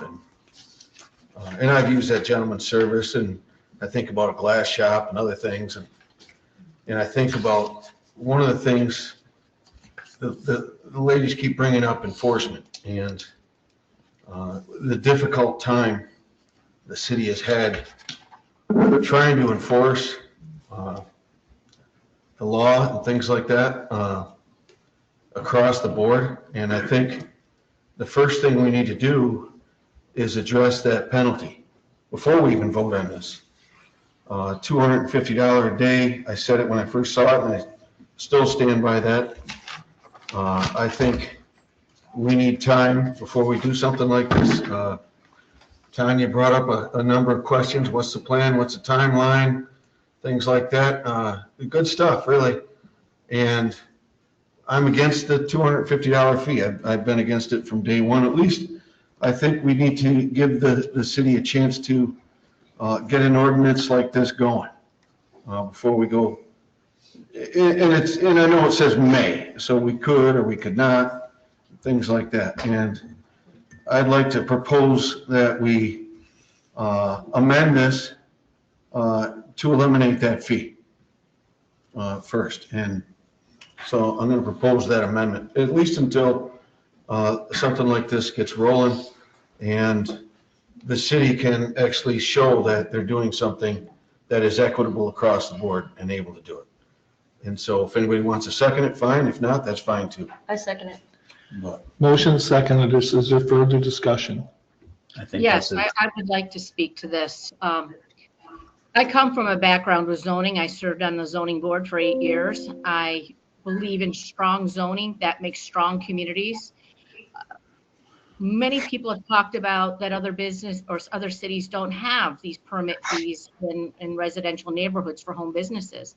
Simply put, it's because many of them don't allow extensive home businesses to operate in single-family residential areas.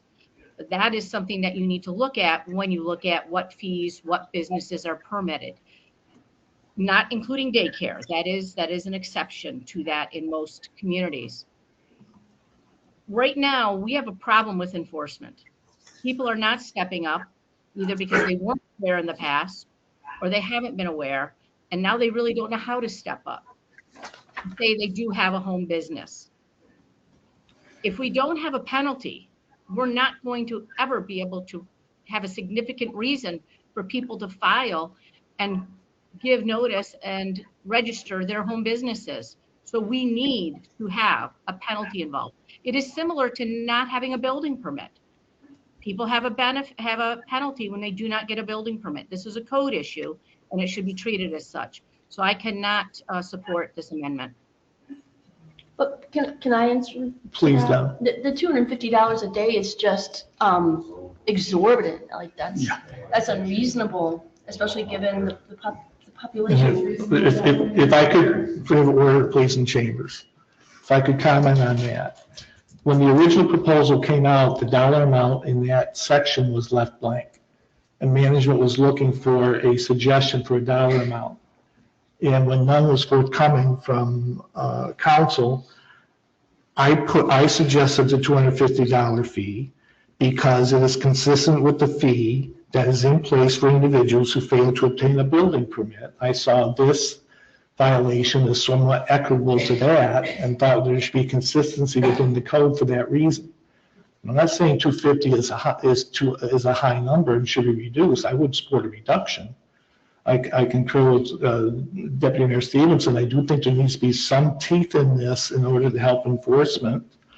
And so for that reason, I will not support the resolution amendment that has been proposed. Any other discussion? I'd like to rescind that amendment and change it to a $25 a day fee. I'll second that. Any discussion about that? I think that's fair. Council Powers? Yeah, I tend to concur with Councilor Stevenson and the mayor here in the aspect of it's not a fee, it's a penalty fee. It's not an actual application fee, and I think that's how it came across from the beginning. But recognizing that, I don't there has to be some aspect, as Councilor Stevenson said, some teeth in it to make sure enforcement is compliant. So I just want to address. I don't think $25 is $25. 250 is but I wouldn't have a problem with $100. But I don't support eliminating it or slap on the wrist either for compliance matters. Can I ask for some clarification? So this fee, so Tanya's talking about the unequal enforcement. This fee would be an attempt to get people to tell us the truth about their home-based business. No, am I wrong, John? Saying No, I think okay. you're right, but I don't think they're going to, I don't think any of this is enforceable. You can't legislate truthfulness and honesty. If a business opens, if I'm going to open up a saw sharpening business in my garage, I can do that. But if Kenny or whoever comes to enforce it, I don't have a business. I just sharpen stuff for my friends. Well, but no, it's not America. If you got to follow, if we're going to have a set of rules, we need a set of rules. But I don't think that this is enforceable. I really don't. I think it's cumbersome. I think it's, and maybe I'm off topic. I don't know if we're still on the $25 fee, but I think a straight, and I've said this before, a straight business fee, everyone pays the same, whatever it might be. This, to me, makes code enforcement's job almost impossible with tier A and tier B and short-term rentals and bed and breakfast. Oh my God. I'm frustrated because I've listened to these ladies for now. I feel for them, but a business is a business is a business. One fee, I don't care what it is, $200, whatever it might be. Just this to me is just too much paper. Like just the whole thing is 4 pages long. I mean, holy cow. But it's all water and sewer. It shouldn't be. It shouldn't be. Please order in chambers, please. I don't think it should be tied to sewer and water. I think it should be flat business. You open a business, you want to leave your water running all day long? I'll guarantee you, I use more water than Tanya's hair place during the summer. Guarantee it. I just know I do. I know Scant does. I just think straight business fee. So can I also get additional clarification on something or make a statement? I hear the charge discrimination all the time, and I tend to be partial to daycare providers, having had 5 kids and having needed them in the past. So I'd love to just exempt them in my best spirit. But I hear skate sharpening folks coming forward. I hear hairdressing folks coming forward. Daycare providers. So it seems to me that this is less about singling out necessarily one profession and more about the inability to enforce this across the board because it's based on people's morality and people coming forward. Yep. The fee that Mayor Tooley is suggesting is some level, is trying to get some kind of compliance. Because if you know you got to pay $250 a day, you'd be probably more apt to go ahead and do maybe, if you really think it's going to come to that. I think that's an exorbitant amount. And so something, $25 a day is $175 a week. That's a lot for folks as well. So maybe that's an incentive. But again, I wanted to address the charge of discrimination because I don't think that's at the heart of this. I think it's the inability to uniformly enforce what we've got. I don't think that not being able to enforce something is a reason to not pass it. I mean, I think you do what is right, and if you have trouble enforcing, then you deal with that. I mean, there's a lot of things you can't enforce, but you should do. So I don't know. That's a philosophical discussion we can have. Sure is. Any other discussion on the motion to amend? Mayor, I'm looking at the $25 a day fee. It works out to $175 a week. Somebody that's not in compliance is not going to be out of compliance for 1 or 2 days. $175, $200 a week seems to be in a ballpark that I could easily support. I think $250 a day is a little steep for a community our size. I also have one other comment. I'm old enough to remember 60, 70 years ago, there were no zoning ordinances or no regulations. Guy wanted to open a neighborhood grocery store in his house. He just did it. City had no say about it. I'm not a big fan of zoning ordinances myself, but this is not the 1960s and 1970s, the legal world that we live in today.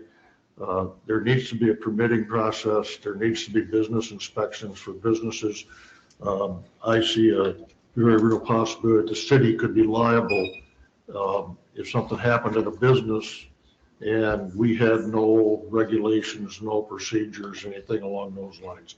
I may be wrong about that, but again, I just think in today's world, some type of regulation is necessary. Any other discussion on the proposal to amend? I just have one more thing. Someone, the young lady who came up and spoke and quoted research on how often cities impose home business fees. Can you send, at least me, that research? I can't remember who it was. Later there. Yeah, I would love to have that research if you could send it to me. Any other discussion on the proposal to amend? So what's on the table? The proposal to amend is to amend the compliance and penalty to a $25 per day, up to $25 per day.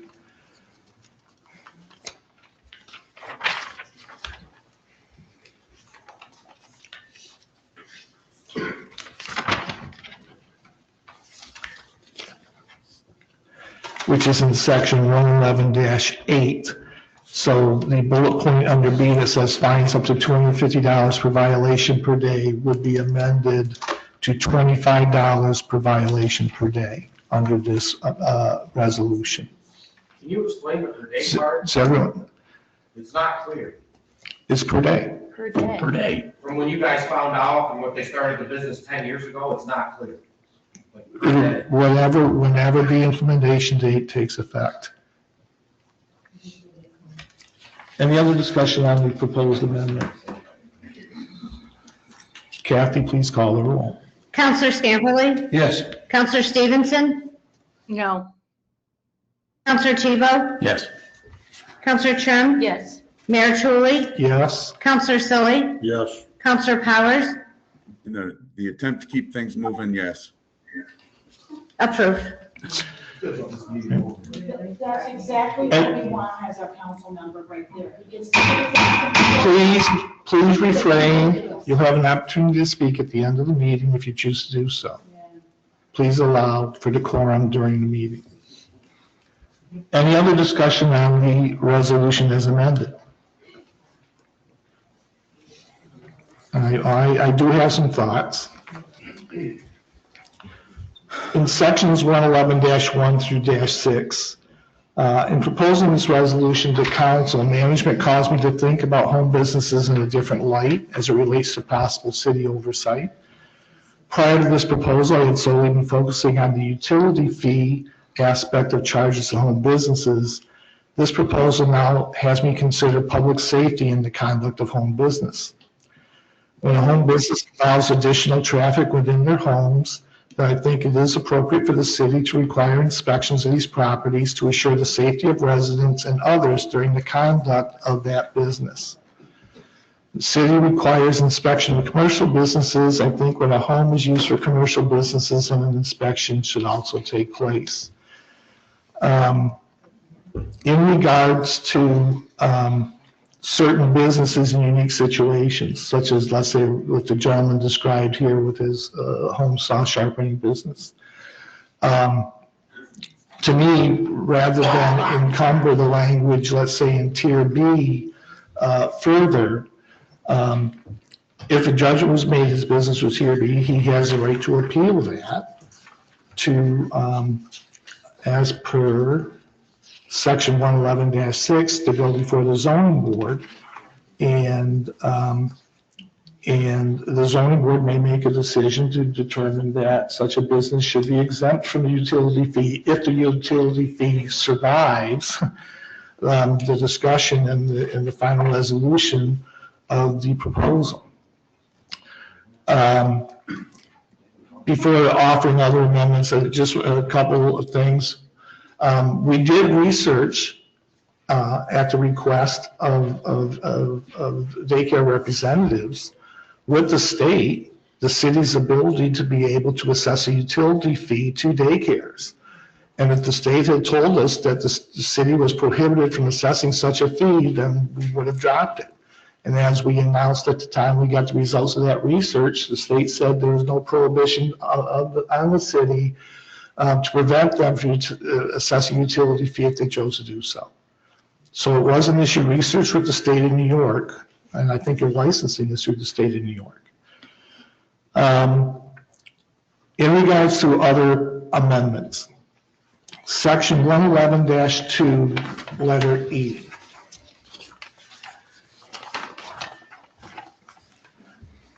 I make a motion to amend this section as follows.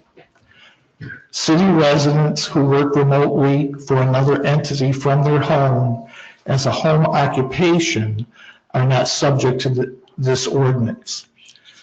And what that change would do is if there's it could be a rare occurrence, but if someone is working remotely for another entity and they have employees or clients or customers physically in their home, the equivalent of the type B home business, then I think they should pay the utility fee should this fee remain in the policy. And this proposed change would accomplish that. So I'm going to ask for a second to that motion. Second. Would you repeat that, which section? It's section 111-2E. So it's at the top of the second page.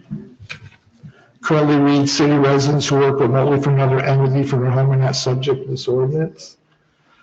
I'm inserting the phrase, working remotely from another entity from your home as a home occupation.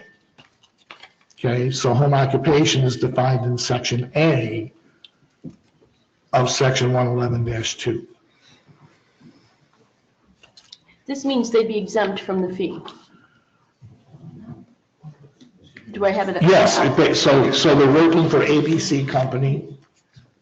If they have no customer supplies, they're just working remotely, from an office in their home, then they would be exempt, which is, I think, is the intent of this proposal in section E. And what I'm suggesting is if they're working for ABC company and they've got people coming into their houses, they're working for HR Block or whatever, and you got customers coming into their house or whatever, then to me, where there's traffic flow, there's a possibility, if not likelihood, of additional use of water and sewer. And so I think that type of business should be subject to the fee if the fee survives. I don't see that as working remotely. To me, they're running a business that people are coming in and out. My idea of working remotely is something where the employee is on his computer doing the work that he would normally do in an office and not necessarily interacting with other people, other customers. Yeah, I think without the change, it's subject to interpretation. I agree. So somebody that's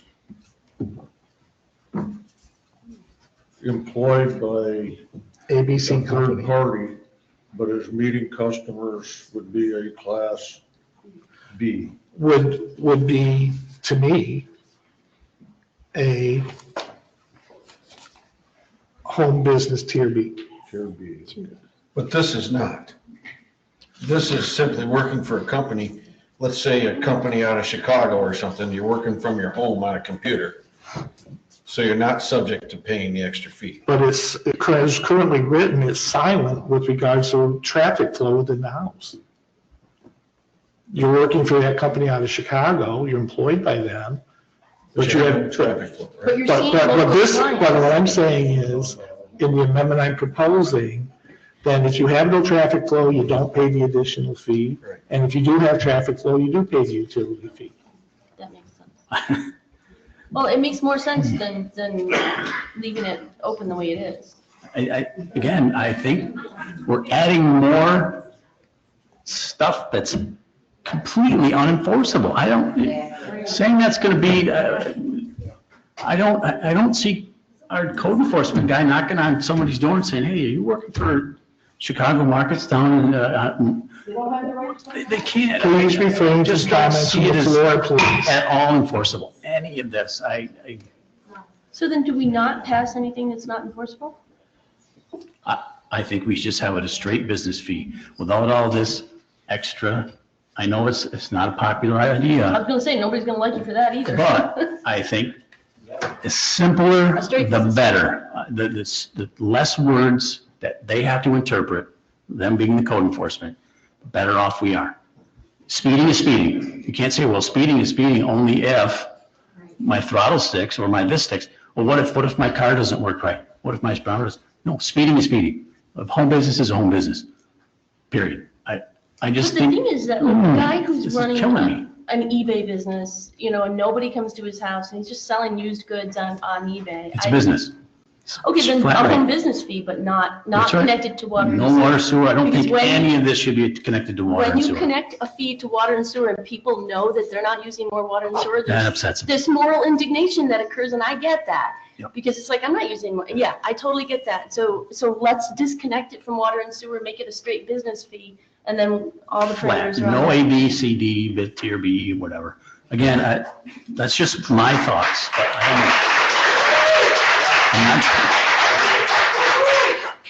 I just think it'd be easier to enforce. I don't know. Mr. Chief Stoll, what do you think? Any other comments or questions on the resolution to amend that's on the floor? Kathy, please call the roll. Counselor Stevenson? Yes. Counselor Chivo? This is to amend. This is to amend by adding the phrase as a home occupation within 111-2-E. So this makes it a tier B. No. No, I'm sorry. no, what is, it's, It is a little confusing. Yeah, but no, it's a lot confusing. I just want to make sure I know what I'm voting on. Sorry, Dan, I see that look. the amendment, Good, I mean. the amendment would have that type of business, all right, considered a home business that would be subject to a utility fee if the utility fee remains in the policy. But if Because they have traffic flow. traffic, right, so wouldn't we want to include the language that makes them a tier B? This, Just so it's clear? Killing me, Smalls. You don't have to because it's under 111.2. Okay. This is just a definition. yes. Okay. So Kathy, please call the roll again. Start from the beginning, please. Counselor Stevenson? Yes. Counselor Chivo? No. Counselor Churn? Yes. Mayor Chuli? Yes. Counselor Sully? Yes. Counselor Powers? Yes. Counselor Scamperly? Yes. Approved. All right, next, under section 115-B, What are we looking at now? section 115-B, Best as I can. I know, me too. But, The- well, 115. There's no 115. Section 111, 5. 111-5-B, sorry. 111-5-B, the third bullet point. Currently states in part, Tier B home businesses that qualify under this provision must provide a copy of each inspection annually with the code enforcement office within 30 days of the date of the inspection. I am making a motion to amend to read that this provision must occur with the code enforcement office within 30 days of the date of the inspection report. As opposed to the. As opposed to the date of the inspection. If the report comes out, let's say a week later, then it sort of penalizes the homeowner. Yeah. So, so it would read as amended, Tier B home businesses that qualify under this provision must provide a copy of each inspection annually with the code enforcement office within 30 days of the date of the inspection report. Is there a second to that? A second. Any discussion?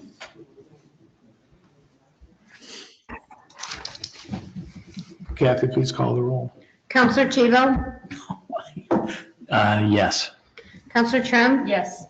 Mayor Truly? Yes? Counselor Selly? Yes. Counselor Powers? Yes. Counselor Scamperly? Yes. Counselor Stevenson? Yes. Approved.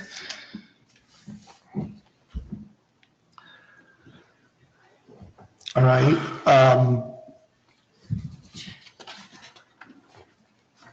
In terms of an effective date, section 111-10.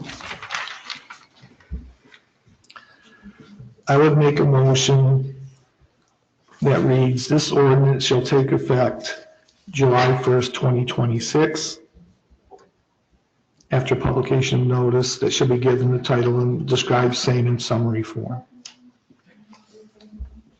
Second. And the purpose for this is to slow the process down, to make sure everything's in order with regards to creation of the application, creation of a cover letter that might be mailed to, with the application to homeowners who are believed to be operating home businesses as defined in this proposal. Are we free to set date, or is that something that's determined by powers higher than us of the state? You're good as long as you don't go under the 10 days, right, Kathy? That is correct. Okay. All right, so was there a second to that motion, Kathy? Yes, sir, there was. Okay. Counselor Stevenson? Any discussion? Kathy, please call the roll. Counselor Trim? Yes. Mayor Truly? Yes? Counselor Selly? Yes. Counselor Powers? Yes. Counselor Scamperly? Yes. Counselor Stevenson? Yes. Counselor Tebow? Yes. Approved. All right, now, with regards to section 111-7, the utility surcharge, if anyone on council wants to offer a resolution to change that language, now would be the time to do so.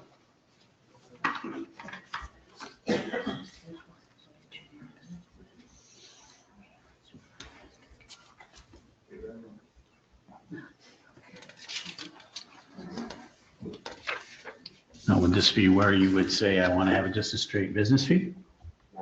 No, No. because it's separate from the fees or whatever that are in sections 111-1 through 111-6, which I think language in those sections will be impacted by the decision on whether or not the utility surcharge remains. So I think we might deal with that first before we go back to revisit the earlier part of the proposal.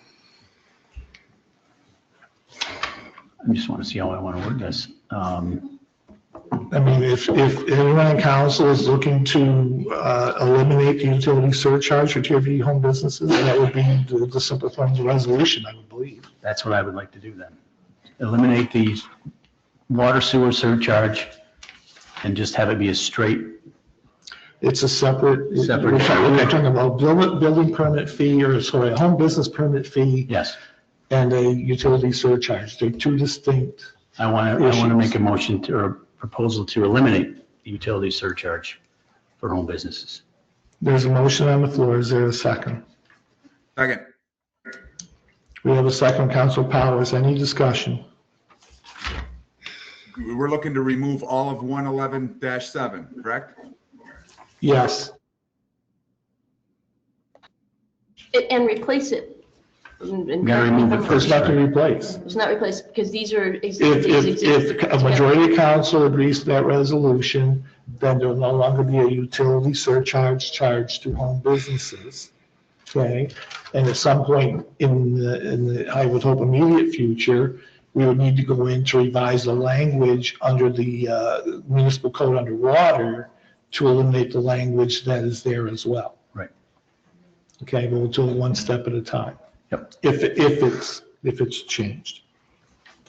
Any further discussion? I have some discussion concerning this. Sure. I'm not opposed to removing this, but when we look at section 111-2B, third bullet point involving employees, and now we're removing anything concerning the water rates, and the fee now would just be an inspection of $90. How are we impacting current businesses that have brick and mortar businesses? Because now, I'll just use myself for an example, and I will tell you I do not have a conflict in this area.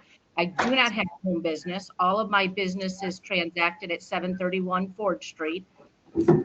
What would stop me from doing a home business in my dining room, because most of my salespersons work remotely, and now saying that I can work there and I don't have to have the other fees, the overhead, the expense. I'm afraid we're opening the door now with having the possibility of multiple employees in single family residential areas to having full-blown businesses operate there. And I'm very concerned about that. So I don't think we should tie it to water and sewer necessarily, but I think that we really do need to look at this before we piecemeal change the intention of changing the composition of our neighborhoods from single-family residential to now having it more in line with a multi-density residential neighborhood. Yeah, and related to that, I maybe in a similar vein, I do think it sets the stage to encourage commercial businesses to reconsider their status as a commercial business and consider going to a home business, which I don't think helps spur economic development within the city. But economically, that might be the better move for them.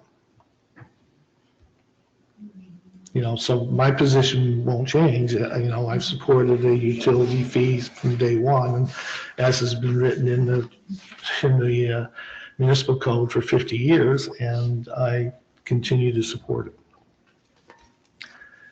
Any further discussion? So I just wanted to follow up on what Jen was saying, and Jen, help me if I'm not summarizing this well. I think what Jen is talking about is here that we're wanting to revitalize our downtown.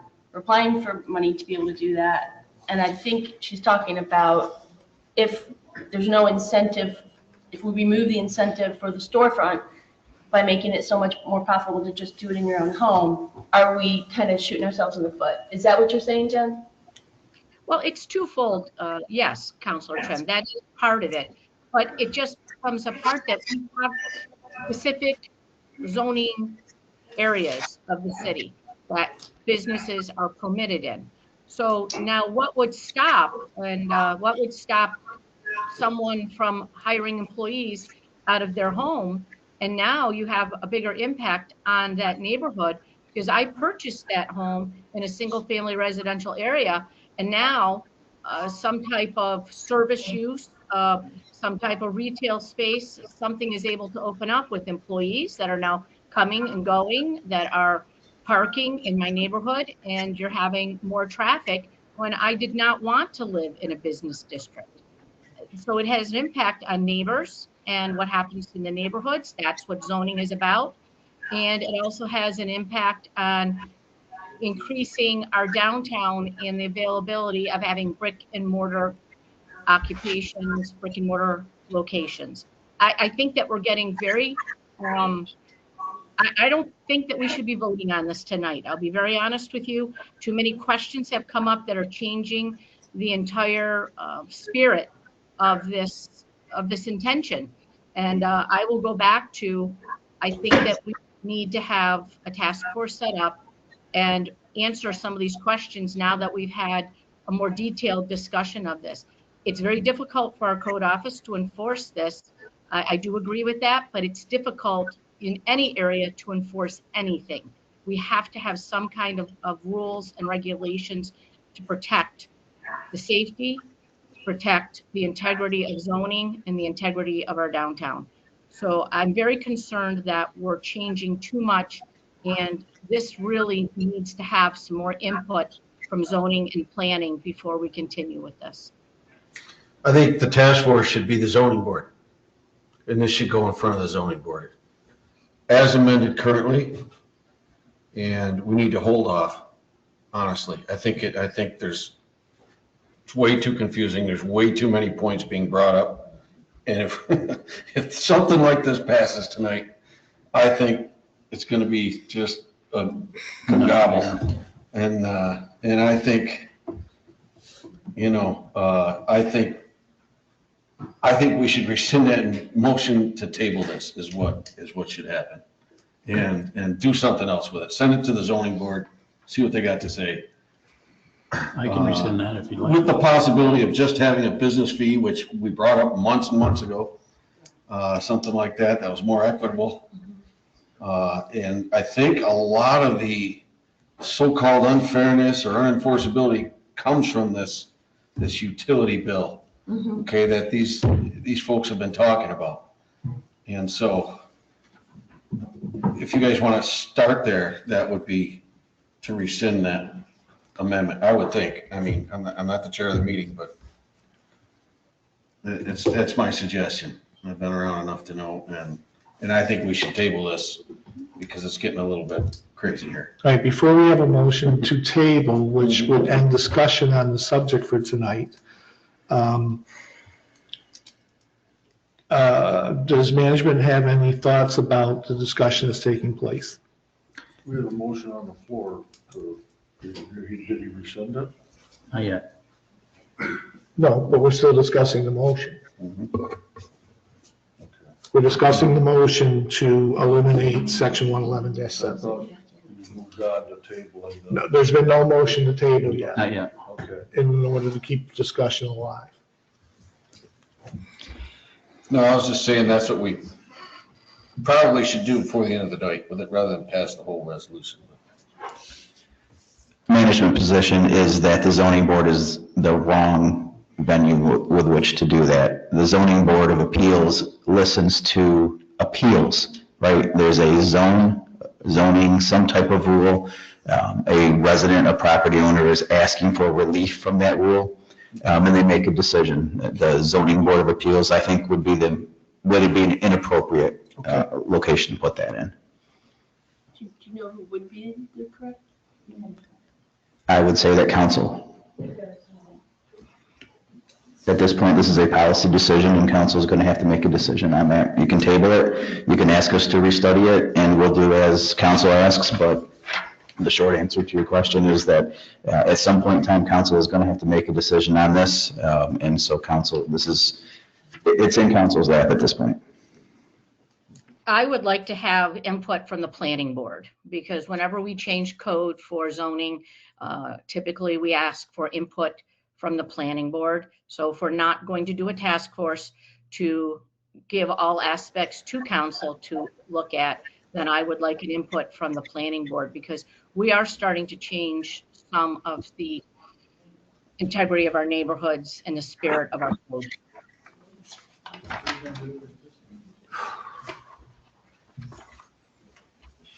So I'll make a motion to rescind that previous motion. Or did you say you rescinded? I rescinded.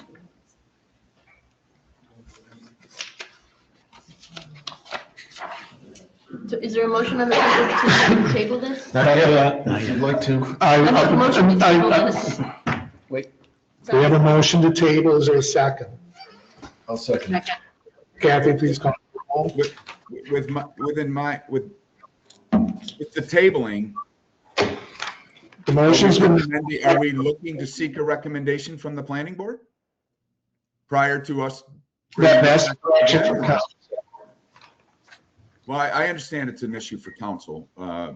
That's the direction from council in tabling the resolution to forward it to the planning board for comment.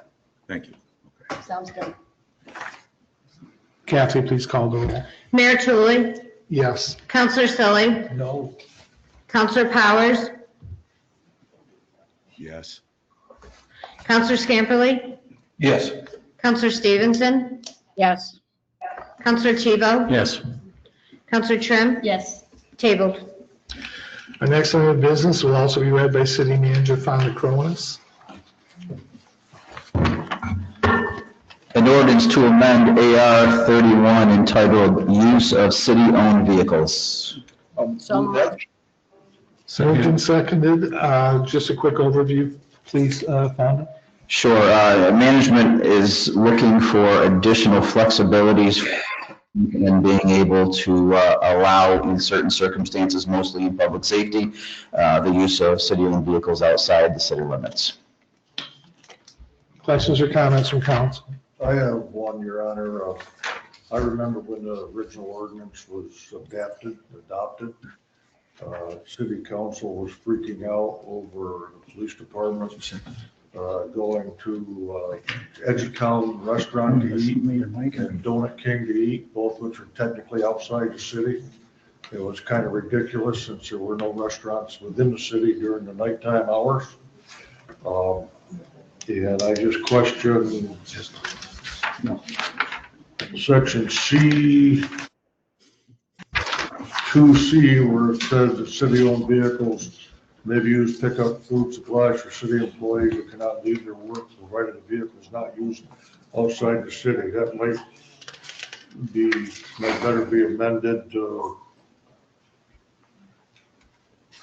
near a reasonable distance, as we did as it's proposed in section A.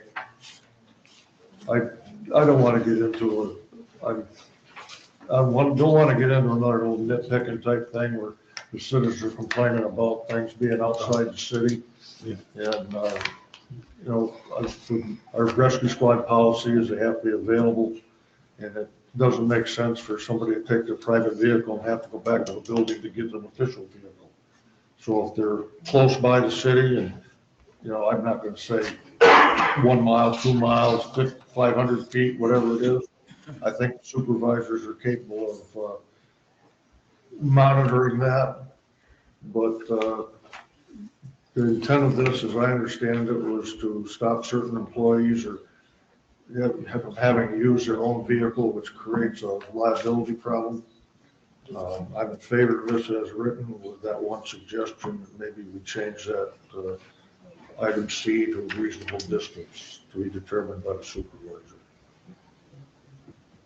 And I would make a motion to change the wording on that particular section. City-owned vehicles may be used pickup truck. Eliminate words provided that the vehicle is not used outside the city, provided that it is within a reasonable distance. I think it's already addressed in section A, right? I mean, travel within a reasonable distance of city boundaries, be judged by the department head and the city manager in questionable instances. So Maybe we should just eliminate section C. I was gonna say, section C is almost looks like, Makes no sense. it's just a double whammy.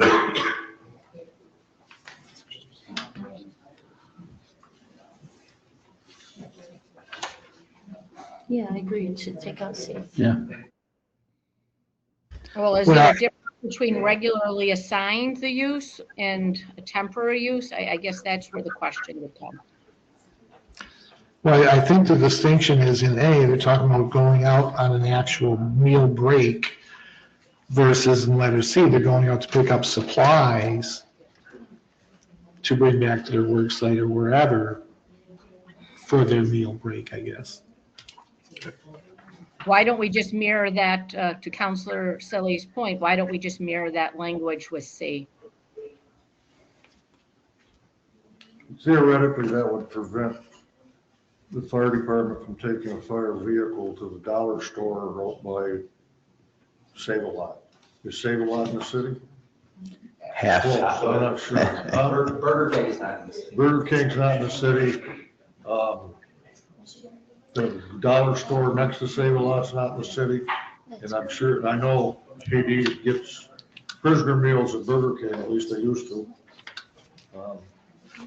That's foolish to regulate that distance as far as I'm concerned. So to be consistent with consider, provided that travel is within a reasonable distance of city boundaries. That makes it consistent with A and C.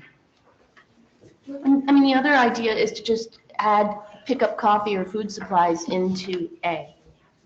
So go on coffee or meal breaks or pick up coffee or food supplies, you know, unless I'm missing something. Again, this is another. The whole purpose isn't even about food. No, It's something else. Something totally, eliminate C. Why are we even talking? Why are we worried about somebody going to get a cup of coffee? I mean, People are worried about it, you hear them. that's unimportant. Oh, my God. I will second Counselor Silly's motion to amend. To mirror A, all right. Yes. There we go. Let's vote. Any discussion? Kathy, please call the roll. Just to clarify, Mayor, this is to amend. This is to amend letter C dash number 2C to read, provided that travel is within a reasonable distance of city boundaries. Counselor Selly? Yes. Counselor Powers? Yes. Counselor Scamperly? Yes. Counselor Stevenson? Yes. Counselor Tebow? Yes. Counselor Trim? Yes. Mayor Truly? Yes. Approved. And now we need to vote on the motion as amended. Counselor Powers? Yes. Counselor Scamperly? Yes. Counselor Stevenson? Yes.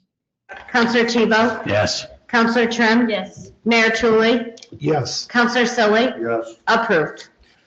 Next order of business will be read by City Manager Fonda Cronus. A resolution authorizing the city manager to apply for, accept, and spend per program parameters funding for the Department of Transportation alternative programs. TAP.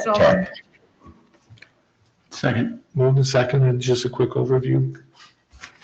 Sure, I talked already about it in the grant proposal, but this is a program that allows for improvements to alternative transportation, walking, trails, sidewalks, bike lanes, et cetera. We've put a project together to take advantage and leverage these grant funds in the Marina District.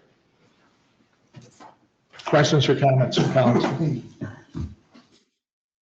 Kathy, please call the roll. Counselor Scamperly? Yes. Counselor Stevenson? Yes. Counselor Tebow? Yes. Counselor Trim? Yes. Mayor Truly? Yes. Counselor Silly? Yes. Counselor Powers? Yes. Approved.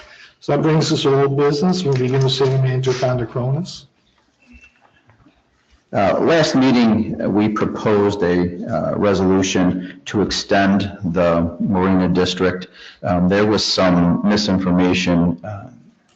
In the past, what has happened is the rec director has taken it upon themselves to charge a per day, per foot charge to boats. Our proposal was to minimize that, and instead of saying it by the day, it was per the week. We also, management believes that council should be setting fees, not necessarily a member of the management team. One of the questions that came up with, or council was asking for, is, how much does it cost to extend the marina for a period of time after the 1st of October? We've done some number crunching, and it's $68 per day. Management would have to look at whether we would want to man that all 7 days, or if we think a smaller portion of the week is possible. If we were just to cover Saturdays and Sundays, it would cost $612. Fridays, Saturdays, and Sundays would be $952. And if we covered all the work days within the 31 days, it would be about $2,100. What I will say about this situation, and the reason why we proposed a fee, is because in public policy, what we try to do is to draw the costs to the city to the folks who cause those costs. So I don't own a boat, as an example. And for those who have a boat, if we don't offset the costs of the additional fees for having the marina extension, then indirectly I'm paying for someone's boat. And so what we've just simply tried to do is to come up with a fee that seems reasonable, that will cover our costs. And the marina does not make any money. It generally loses money. So not charging for additional service would mean that the marina would run an increased deficit over time. We believe that we should allow the marina to be opened, but that costs money and we need to offset those costs somehow. But I wanted to provide you with an estimate of what those costs might be. I'm glad that you gave us the update on past fees, et cetera, and I'll be supporting that when it comes. Any other comment or discussion by council? Okay, so perhaps we'll bring that back for the next meeting. The request from council was to have the rec commission look at it. Okay, sorry. So we were waiting for that meeting. Okay. Yep, you're right. I'll bring it up as soon as they weigh in. Yep. Excellent. Thank you. Any other old business? Brings us to new business. Does anyone have any new business this evening? I have a question concerning an email we received earlier from the Ogdensburg Minor Hockey President Dan Frank concerning live barn services. Do we have any additional information on that? I'm not familiar with this service. I did research it a little, but could we get an update about that in the future here and know what action's being taken? I'll give you an update right now, Councilor Stevenson. Thank you. Sure. There's a situation where live barn, Shane, why don't you come up too? You might be able to add a little bit of context here. There's a question about broadcasting within the confines of the Lockwood Arena. We were presented with a contract from Live Barn. That contract was given to the city attorney for review. That review happened. We shared the city attorney had some concerns. Those concerns were shared with Live Barn. Live Barn was asked to modify the contract. I made very clear to Live Barn that I don't write contracts for for-profit companies, but if they wanted to redline it and provide us with a new contract, that we would certainly look at it, run it by the city attorney again. That has not happened. Councilor Trim did bring this to my attention last evening. We exchanged some emails. I think everybody was on that chain. I'm more than happy to re-engage with Live Barn, and I think we've probably reached out to them already. If they want to provide us with a new contract, we're more than happy to look at it, but I don't believe it's in the city's best interest to be writing contracts for a for-profit company. Understood. Sorry, I missed that email chain. I was in flight. I agree with your position. The Live Barn is present in almost every arena in St. Lawrence County. I can't believe that our lawyer is the only one that's had a problem with the contract. And I have trouble believing that if those issues exist, that somebody else hasn't brought it up or Live Barn hasn't modified the contract. In fact, Live Barn is pretty much nationwide, I believe. Somebody has to have dealt with this before. Maybe we can piggyback off something that somebody else has done. So we've reached out to Live Barn if they get back to us. I mean, they knew my position pretty clearly and pretty much dropped it. So, I mean, I think that letter's somewhat misleading in the fact that we haven't done our due diligence. We absolutely, as a management team, have done our due diligence. And I, as the city manager, am not going to go against the city attorney when they've been very clear about what the challenges are within that contract. It also doesn't prohibit other organizations from recording in there. That's one of our sticking points of the attorney said. So right now, the school district's using our arena, and they're recording not through NFHS, but they have like a huddle thing, and it might prohibit them from being able to do that.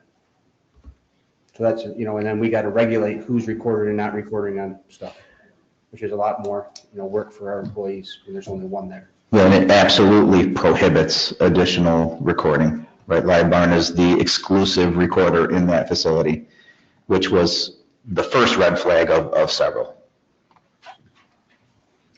Any other questions or comments? Thank you. Any other new business? So it brings us to items for discussion, and we'll begin with City Manager Fonda Cronis. Sure, I want to report to council and the public that we recently went out to bid for a bond anticipation note that pays the previous year and this year adds additional costs for the New York Swims grant. I'm happy to say that the rate came in much more favorably than it did last year. Last year's rate was 4.19% even, and we paid this year $180,757 rounded up in interest. This year, and actually, let me tell you, the borrowing was slightly over $4.3 million. This year, we borrowed for the year. It's a bond anticipation note, so it's 1 year only. We borrowed slightly over $4.6 million. The rate came in at 3.25%, but there's a bond premium. They pay us for the privilege of letting us borrow money. So the effective net interest rate is just under 3.1%. Total interest with more money borrowed is the net is $142,756. So we're borrowing more and we're paying less. The real point of this is to say, because we have our financials, our audits on time and reported, it's easier for institutions that want to loan money to say, okay, we have more financial information, so there's less risk, so the interest rate comes down. And that's the takeaway, but I also think that we borrowed more and are going to pay less in interest is a win. The comptroller's team takes the lion's share of that win, so I just wanted to recognize them, but more importantly, recognize the fact that because the city is getting its financial house in order, there are benefits, and here's an example. This is a concrete example of saving $45,000 a year in interest. Questions or comments? Thank you guys for all that work. Okay, next, the Financial Restructuring Board grant update. Sure. In 2018-2019, the city requested of the state the Financial Restructuring Board of the Division of Budget to come in and do a comprehensive review of the city's finances and operations. Out of that report came a number of grant opportunities. Some have already been paid. A couple have been lagging. One of the things I've been trying to do since I've come here is to examine where there's kind of outstanding grants owed. This was an example of it. And last week we received $550,000 for one of the grant opportunities. A long time in coming, right? 2018, it's 2026, so it's been a number of years, but that opportunity was there. Again, the comptroller did her job in getting the information that the FRB board requested of us. We worked hard going back and forth with them, making sure they had all the information they needed to be able to issue this money. And so it's here. I will caution council, this is not $550,000 of found money. This money, this revenue money has already been reflected in our financials. It helps our cash flow, but it certainly doesn't make our financials any better. But I think it's important for everybody to know that we continue to look for opportunities, and we continue to push those who have committed funding to us to provide that funding for us. Just to rephrase it a different way, there was revenue recognized in the prior year, so it's not revenue in 2026. Thank you for that report. Any other items for discussion? I would just ask that, Rhonda, would you please forward me that email thread? I've just looked and I don't have that. So concerning the live barn, I would appreciate that. Thank you. Will do. There was a couple of other incentives from the Financial Restructuring Board. I know one was for the leasing program. Did we get awarded the potential full amount of that grant? I think we're dragging one of the grant opportunities. Is that right, Angela?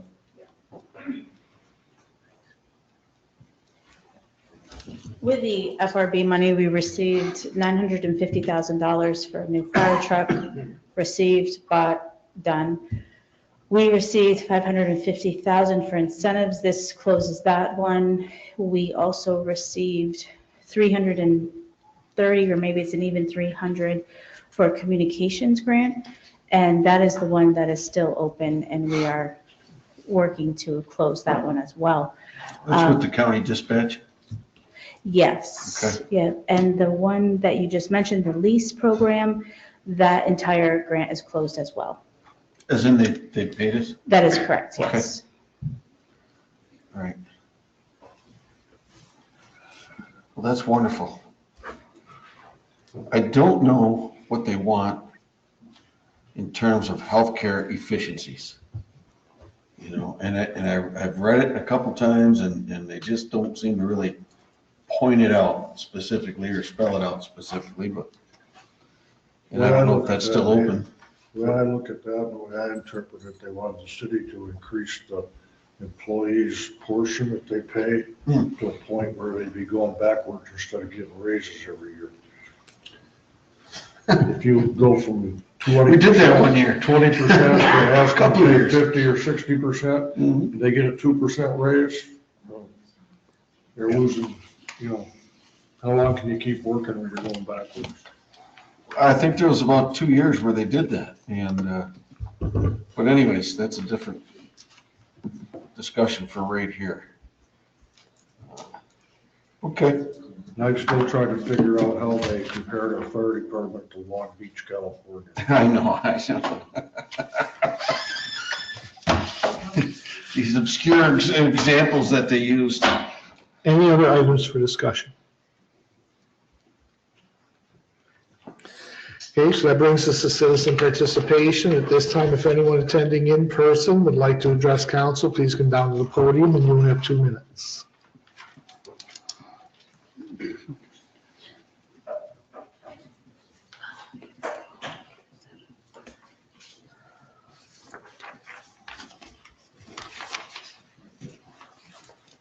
Since our other issue was tabled, I wasn't going to bring this up tonight because it didn't have anything to do with home business. It is a question about, for Jen, basically. Okay, so last year I had, I'll say, a so-called inspection. The mayor can attest to that there's no signature on it, there's no date on it, there's no what it was for. They didn't come into my room. I basically run a 9x12 room, and I ran a commercial business for 18 years. And they would come in and check the outlets out, make sure that I had surge protectors, buy the water. They didn't even flush my toilet. So how do you know that my water works? But that was in September. So I get my bill in December 26th of 2025, 3 months later. And so then I get my bill the other day, upon paying my water rates, I get a penalty for $90 for not paying my 2025, which should go on 2025 revenue, because and there's no date on the piece of paper stating that it's past due. So I've already called the comptroller's office. I know that it's not due until October. So you guys are gonna sit on $90 until I pay that October bill, because there was no date on it, no nothing. And this certificate of compliance that I am talking about needs to be done for every business in town that is going into business.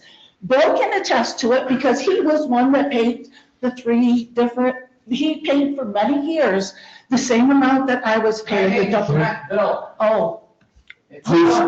Please address council. Lawrence, but he paid the double rates that I was paying. So the reason why we were paying is because we were honest. And this is where it comes into play. But you know what, when it comes down to it, I was just questioning the whole factor is that I don't think it should be written on there as a penalty because it should have been billed from last year as revenue from last year. But maybe it doesn't have to be written like as a penalty. But, okay, thank you. Sorry, that's all right.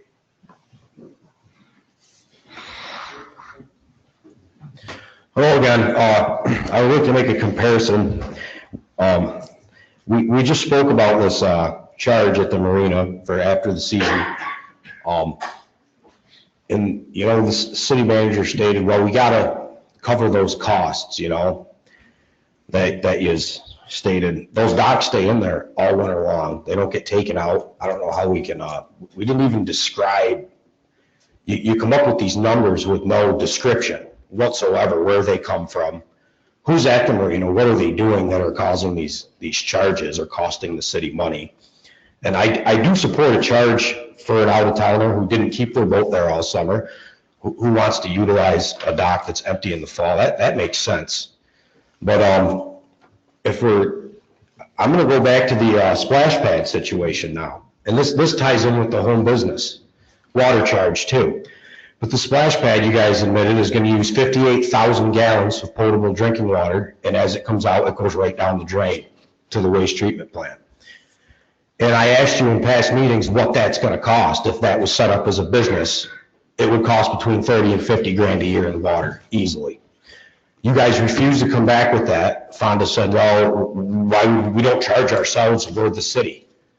Well, the same thing should go with the marina then, if you're gonna go with that way of thinking, when you think about it. It doesn't, that marina's there, it doesn't cost any more money. If someone leaves their boat there an extra couple weeks after October 1st or the date that you guys have set.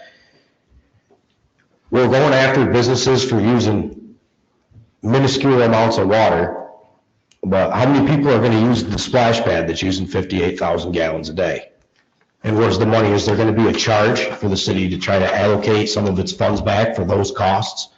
And I also asked you, I would appreciate these answers next week. And I also asked you, I think this will be the 4th time, but I would like a list of the number of city employees that live in the city or own a property in the city, whether it's a rental property or whatever, and the ones that don't. Because we need to let the citizens know how many of our employees are paying taxes here back to the city in which they're employed at. Thank you.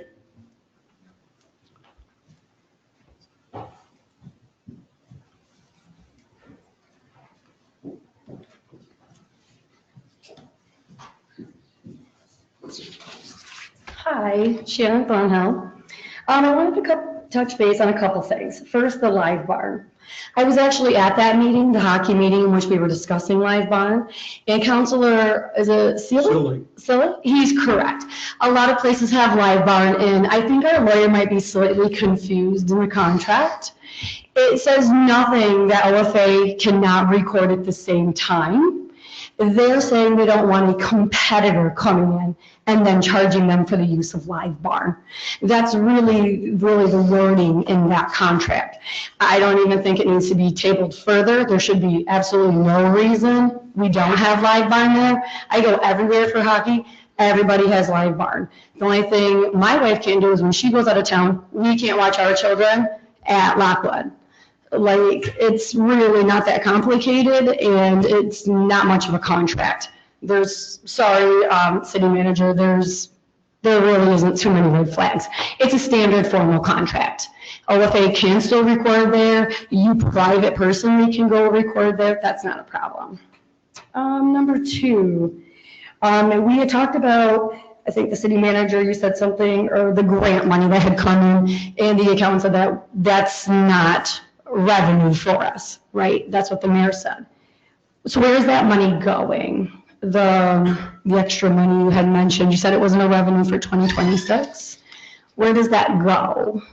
Well, the cash comes into the city coffers to improve cash flow, but was booked as a receivable in prior year, 20, was it 20? Okay, so in fiscal year 22 or 23, the city booked a receivable for that dollar amount and recognized the revenue in that year. Okay, thank you.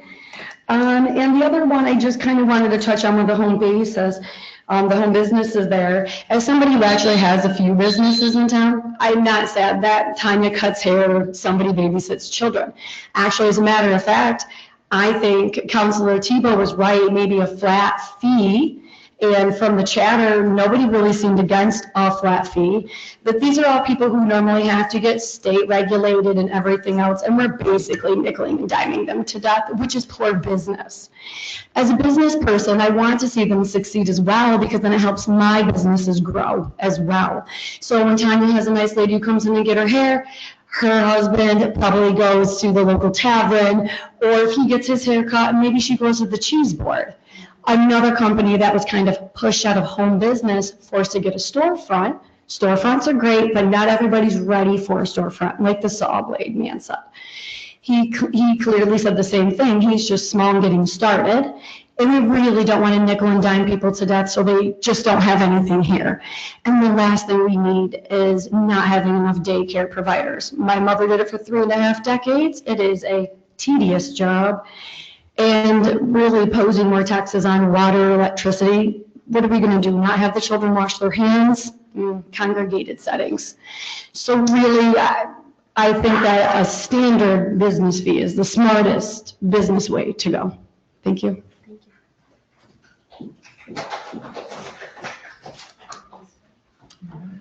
Now, sorry, go ahead. Good evening, council. I appreciate your work. It's been a tough night.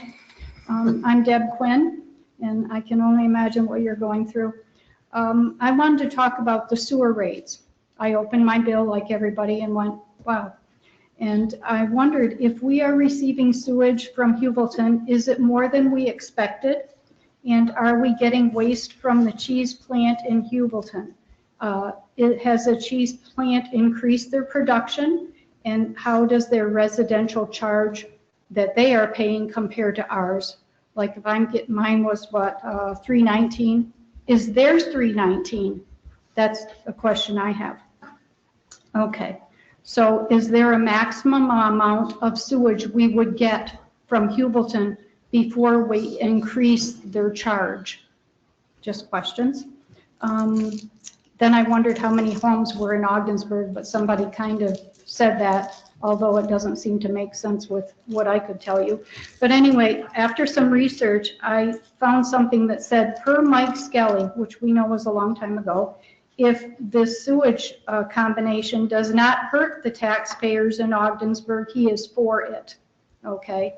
And a city official said, the sewer charges from Hubleton will pay, okay, so the sewer charges Hubleton will pay could stabilize Ogdensburg resident sewer bill. I don't think that happened. Hubleton will save $10 million over 20 years, but we're not saving.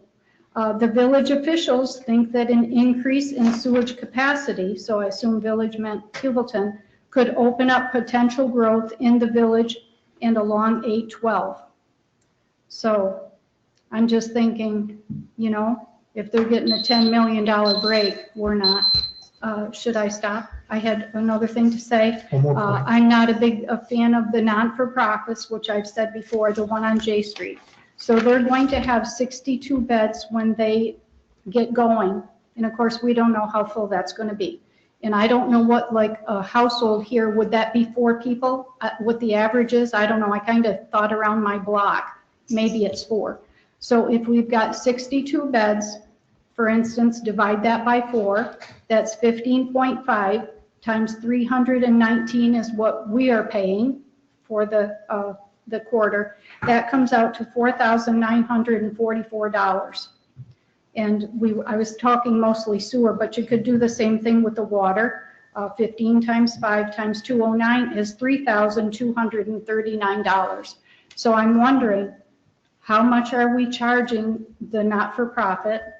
Is it going to be, are we going to have to do the pilot, the costs in lieu of taxes? And that would be with the fire, the police, even the library maybe, and this water and sewer. And is that in good comparison with the 2 hotels we have here? Because they both have, like the Sherman Inn has 4 bedrooms, I guess, and then we got the Wells place, right, the Wishing Wells. And then how is the Wells car wash compared with the new car wash? So are we charging a correct amount of money? As far as the daycare folks say, we need children. Let's forget their cost for the water. And if a person has their own business with no one coming in, forget water on them. If there's a home-based business with people are coming in to pick up taxes, maybe we could write no restroom facilities, right? So they're not paying. And personally, I'm trying to save. I'm like, if it's yellow, don't flush it yet. Maybe we all could do that. And I'm sorry, it's so ridiculous, but it's it's my thoughts. And as far as the grants go, I'd like something for my sidewalk. I'm very, very, very worried about my Orangeburg piping that takes my sewer away. I'm thinking that's going to be 10 grand, which I never even thought of. And I don't even think, like Jen Stevenson, there's probably not even an inspector that looks at that. So I had no idea, and now I got a deck over it. So I don't know what's going to happen, and nobody can tell me how much that pipe's going to cost. So I'm thinking, I don't even want to put any amount in anyone's head, but I'm scared about that. So please wrap up.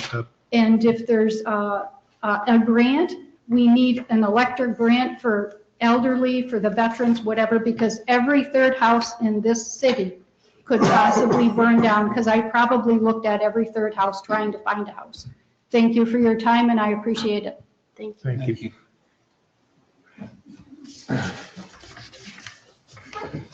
Now, if anyone attending remotely would like to address council, please use the raise hand feature. The city clerk will recognize and unmute one person at a time, and you'll have 2 minutes. I don't see any hands raised, Mayor. All right, so we have a need for executive session this evening, and I will introduce that. Whereas City Manager Fonda Cronus requests an executive session with members of the Augsburg City Council to discuss proposed pending or current litigation. And whereas New York State open meetings law permits City Council to adjourn to executive session for such purpose, now therefore be it resolved that City Council adjourn to executive session to discuss proposed pending or current litigation, and be it further resolved that any action resulting from this executive session shall be taken in open session. I so move. Second. Kathy, please call the roll. Counselor Stevenson? Yes. Counselor Tebow? Yes. Counselor Trim? Yes. Mayor Tulley? Yes. Counselor Sully? Yes. Counselor Sully? Yes. Counselor Powers? Yes. Counselor Scamperly? Yes. Approved. I note there are 4 topics to be discussed under this resolution. We are inviting City Controller Angela Gray to join us for 2 of those topics. We do not anticipate any action, so I'll make a motion to adjourn from executive session. Second. All in favor? Aye. Adjourn following executive session. Kathy, can you send me the link for executive session, please, to my personal email as well? I'm having technical issues here.